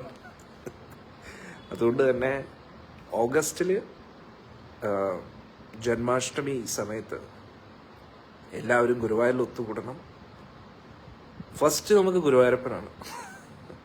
അതുകൊണ്ട് ഗുരുവായൂരിൽ നമ്മളെല്ലാവരും, ഞാൻ തിരിച്ചെത്തും. ഇപ്പോൾ ഇവിടെ വന്നിരിക്കുന്ന തന്നെ കൂടുതൽ പേരിലേക്ക് പ്രചരണം ചെയ്യാനും വൃന്ദാവനത്തിൽ വരാൻ പറ്റാത്ത ഭക്തർക്ക് വൃന്ദാവനത്തിന്റെ കൂടുതൽ സ്ഥലങ്ങൾ ലൈവിലൂടെ കാണിക്കാനും, അല്ല എൻ്റെ പേഴ്സണൽ ആസ്വാദനത്തിന് വേണ്ടിയല്ല ഞാനിങ്ങനെ വന്നിരിക്കുന്നത്. നിങ്ങൾക്ക് എല്ലാവർക്കും വിശ്വസിക്കാം. എന്തൊക്കെ പറഞ്ഞാലും ഗുരുവായൂരപ്പൻ കഴിഞ്ഞിട്ടേ ഉള്ളൂ വൃന്ദാവനവും. ഞാൻ ഇവിടെ വരുന്നതും ഗുരുവായൂരപ്പന് വേണ്ടിയാണ്. കാരണം ഗുരുവായൂരപ്പന് വിരഹമുണ്ട് വൃന്ദാവനത്തിനെ കുറിച്ച്. അന്നേരം ഈ ലൈവിലൂടെ എല്ലാവരിലേക്കും ആ വൃന്ദാവനത്തിന്റെ മഹിമ എത്തിക്കുമ്പോൾ ശ്രീമതി രാധാറാണിക്ക് സന്തോഷമാവും, ഗുരുവായൂരപ്പന് സന്തോഷം. പല വ്യക്തികളും വൃന്ദാവനത്തിൽ യാത്രകളൊക്കെ കൊണ്ടുപോകുന്നുണ്ടെങ്കിലും ആ ഒരു ഗുരു പരമ്പരയിലൂടെ ആ ലഭിക്കുന്ന അറിവുകൾ മാക്സിമം സോഷ്യൽ മീഡിയയിലൂടെ എല്ലാവരിലേക്കും എത്തിക്കുക, എല്ലാവർക്കും ആക്സസിബിൾ ആക്കുക. അതാണ് അടിയന് ഗുരുവായൂരപ്പൻ നൽകിയിരിക്കുന്ന ഒരു സേവനം. ആ സേവനമാണ് എൻ്റെ ജീവൻ. അതുകൊണ്ടാണ് ഞാൻ പറഞ്ഞത് ഒരുപാട് നന്ദി. നിങ്ങളെല്ലാവരും ലൈവിൽ വരുന്നതാണ് എനിക്ക് ഒരുപാട് സന്തോഷം. എല്ലാവർക്കും ഗുരുവായൂരപ്പൻ്റെയും ശ്രീമതി രാധാറാണിയുടെയും. അതേ ഗുരുവായൂരപ്പൻ തന്നെ നമ്മുടെ ആശ്രമത്തിൽ രാധാ മദൻ ഗോപാൽജിയായിട്ടിരിക്കുന്നു. സാക്ഷാൽ ഗുരുവായൂരപ്പനും വൃന്ദാവനത്തിലെ ശ്രീമതി രാധാറാണിയാണ് ശ്രീ രാധാ മദൻ ഗോപാൽജിയായിട്ട് നമ്മുടെ ആശ്രമത്തിലിരിക്കുന്നു. ഗുരുവായൂരിൽ വരുന്ന ഭക്തരെല്ലാവരും വൃന്ദാവനം കാണുന്നതിന് തുല്യമാണ് ആശ്രമത്തിൽ സന്ദർശിക്കുന്നത്. അതുകൊണ്ട് ഗുരുവായൂരിൽ വരുമ്പോൾ തീർച്ചയായിട്ടും രാധാ മദൻ ഗോപാൽജിയുടെ ദർശനം എന്തായാലും എടുക്കണം. അവിടെ തന്നെ ജഗന്നാഥ്ജിയും ബൽദേവ് സുഭദ്രാദേവിയും ഉണ്ട്. ജഗന്നാഥ്പുരിയിൽ നിന്ന് ജഗന്നാഥ്പുരിയിലെ ജഗന്നാഥനെ പൂജിക്കുന്ന പാണ്ഡ തന്നെയാണ് ആ ജഗന്നാഥ് വിഗ്രഹം നമുക്ക് നൽകിയിരിക്കുന്നത്. അത് നിങ്ങൾ കണ്ടല്ലോ ലൈവിലല്ലേ. പിന്നെ ഗോർണിത്തായി സാക്ഷാൽ മായപ്പൂരിൽ നിന്ന് തന്നെ വന്നതാണ്. നരസിംഹസ്വാമിയുണ്ട്, മായപ്പൂരിലെ നരസിംഹസ്വാമിയുടെ നഖമുണ്ട് അവിടെ. അതുകൊണ്ട് സത്യം പറഞ്ഞാൽ വൃന്ദാവനത്തിലും ജഗന്നാഥ്പുരിയിലും മായപ്പൂരിലും പോകാൻ പറ്റാത്ത ഭക്തർ വിഷമിക്കേണ്ട ആവശ്യമില്ല. നിങ്ങൾ ഗുരുവായൂരിലുള്ള ഗോലോക ആശ്രമം സന്ദർശിക്കുന്നത് ഈ 3 സ്ഥലങ്ങളിലും പോകുന്നതിന് തുല്യമാണ്. ഞാൻ വെറുതെ പറയില്ല. ശ്രീല ഭക്തി സിദ്ധാന്ത സരസ്വതി ഠാക്കൂർ പറയുന്നുണ്ട്, ഈ ലോകത്തിലെ ഏറ്റവും നല്ല സ്ഥലം എന്ന് പറഞ്ഞാൽ ധാമങ്ങളിൽ താമസിക്കുക, തീർത്ഥസ്ഥലങ്ങളിൽ താമസിക്കുക എന്ന് പറയുന്നു. ഏതാണ് ഏറ്റവും വലിയ തീർത്ഥസ്ഥലം? എവിടെയാണോ ഭഗവാന്റെ സേവനം നടക്കുന്നത് അതാണ് ഏറ്റവും വലിയ തീർത്ഥസ്ഥലം. അതുകൊണ്ട് എവിടെയാണ് നമ്മുടെ ഗോലോക ആശ്രമത്തിൽ നിങ്ങൾ കണ്ടില്ലേ, മംഗളാരത്തി എല്ലാം നിങ്ങൾ കണ്ടതല്ലേ, എപ്പോഴും ഭഗവാന്റെ സേവനം നടക്കുന്ന സ്ഥലമാണ്. ആ ഒരു സ്ഥലത്ത് ഇരിക്കുന്നത്, സന്ദർശിക്കുന്നത് വൃന്ദാവനം, മായാപ്പൂർ, ജഗന്നാഥ്പുരി എല്ലാ 33 കോടി ദേവന്മാരും അവിടെ ഉണ്ട്. ഞാൻ വെറുതെ ചുമ്മാ പറയുന്നതല്ല. വൃന്ദാവനത്തിൽ പോയ അതേ ആനന്ദം തന്നെ അവിടെ കിട്ടും. പിന്നെ നമ്മൾ തീർത്ഥയാത്രകളിലൊക്കെ പോകുന്നത് ആ സ്ഥലത്തിന്റെ മഹത്വം നമുക്ക് എല്ലാവർക്കും മനസ്സിലാക്കാൻ വേണ്ടിയാണ്. പക്ഷെ നമ്മൾ നിത്യവും സേവനം ചെയ്യുന്ന സ്ഥലം ഗോലോക ആശ്രമം ഗുരുവായൂരിലുള്ള അവിടെ തന്നെയാണ്. ഇവിടെയാണ് രാധാ മദൻ ഗോപാൽജി ഇരിക്കുന്നത്. നമ്മുടെ അതേ ഗുരുവായൂരപ്പൻ തന്നെ അവിടെയുണ്ട്. ശ്രീമതി രാധാറാണി ബർസാനയിലെ അതേ നായിക അവിടെ രാധക്കുട്ടിയായിട്ട് ഇരിക്കുന്നുണ്ട്. അന്നേരം രാധാ മദൻ ഗോപാൽജി എന്ന് പറഞ്ഞാൽ വൃന്ദാവനം തന്നെയാണ്. സാക്ഷാൽ ജഗന്നാഥ് ബൽദേവ് സുഭദ്രാമായി അവിടെ ഇരിക്കുന്നുണ്ട്. സാക്ഷാൽ ഗവർണിത്തായി അവിടെ ഉണ്ട്. പരമ്പര ആചാര്യന് പ്രഭുപാദ്ജിയും ഗുരുമഹാരാജും എല്ലാവരും അവിടെ ഇരിക്കുന്നുണ്ട്. അതുകൊണ്ട് വൃന്ദാവനത്തിൽ വരാൻ പറ്റാത്ത ഭക്തർ വിഷമിക്കരുത്. മായപ്പൂരിലും ജഗന്നാഥ്പുരിയിലും വരാൻ പറ്റാത്ത ഭക്തർ വിഷമിക്കരുത്. ഗോലോക ആശ്രമം, ഗുരുവായൂരിലെ ഗോലോക ആശ്രമം എന്ന് പറഞ്ഞു കഴിഞ്ഞാൽ തീർച്ചയായിട്ടും അത് ഈ 3 തീർത്ഥസ്ഥലങ്ങളും സന്ദർശിക്കുന്നതിന് തുല്യമാണ്, ഒരു സംശയമുണ്ട്. അതുകൊണ്ട് എല്ലാവരും പറ്റുന്ന രീതിയിൽ ആശ്രമത്തിൽ വരാൻ ശ്രമിക്കുക, പറ്റുന്ന സമയങ്ങളിലൊക്കെ കേട്ടോ. പിന്നെ ഇനി ആശ്രമത്തിലും വരാൻ പറ്റാത്ത ഭക്തർക്ക് വേണ്ടി ലൈവിൽ ഇപ്പോൾ മംഗളാരതിയൊക്കെ സ്റ്റാർട്ട് ചെയ്തിട്ടുണ്ട് അല്ലേ, എല്ലാവർക്കും കാണാൻ പറ്റുന്നുണ്ട് അല്ലേ, എല്ലാവരും സന്തോഷത്തിലല്ലേ. അതുകൊണ്ട് നിങ്ങൾക്ക് വേണ്ടിയാണ് നമ്മുടെ എല്ലാ സേവനങ്ങളും. കാരണം ഭക്തര് എപ്പോഴും ഭഗവാനുമായിട്ട് കണക്റ്റഡ് ആയിട്ടിരിക്കുക. ജപത്തിലൂടെയും സത്സംഗത്തിലൂടെയും ചർച്ചകളിലൂടെയും വാട്സപ്പ് ഗ്രൂപ്പിലൂടെയും മംഗളാരതി ഇങ്ങനെയൊക്കെ യാത്രകളിലൂടെയും അങ്ങനെ പല പല രീതിയിൽ എങ്ങനെയൊക്കെ നമുക്ക് ഭഗവാനെ ചിന്തിക്കാൻ പറ്റുമോ, സ്മരിക്കാൻ പറ്റുമോ, അതിനുള്ള വഴികളാണ് ഇതൊക്കെ. അങ്ങനെ എപ്പോഴാണോ ഭഗവാൻ നമ്മളെ വിളിക്കുന്നത് അപ്പോൾ നേരെ ഭഗവാന്റെ അടുത്തേക്ക് പോകത്തേ ഉള്ളൂ. വളരെ സിമ്പിളാണ്. ഓക്കെ, ശരി. എന്താ എല്ലാവർക്കും ഗുരുവായൂരപ്പൻ്റെ അനുഗ്രഹം ലഭിക്കട്ടെ, ശ്രീമതി രാധാറാണിയുടെ അനുഗ്രഹം ലഭിക്കട്ടെ എന്ന് പ്രാർത്ഥിക്കുന്നു. ഇനി നമുക്ക് അടുത്ത ലൈവിൽ കാണാം. മിക്കവാറും നാളെ രാവിലെ ആയിരിക്കും. അതിനു മുമ്പ് എന്തെങ്കിലും ഉണ്ടെങ്കിൽ ഞാൻ വീണ്ടും ലൈവ് ഇടാം കേട്ടോ. ഹരേ കൃഷ്ണ. श्रीमती राधा रानी की जय, राधा मदन गोपाल जी की जय, वृंदावन धाम की जय, नवदीप मायापुर धाम की जय, पुरुषोत्तम क्षेत्र से जगन्नाथपुरी धाम की जय, जगन्नाथ बलदेव सुभद्रा, प्रभुपाद जी की जय, गुरु महाराज की जय.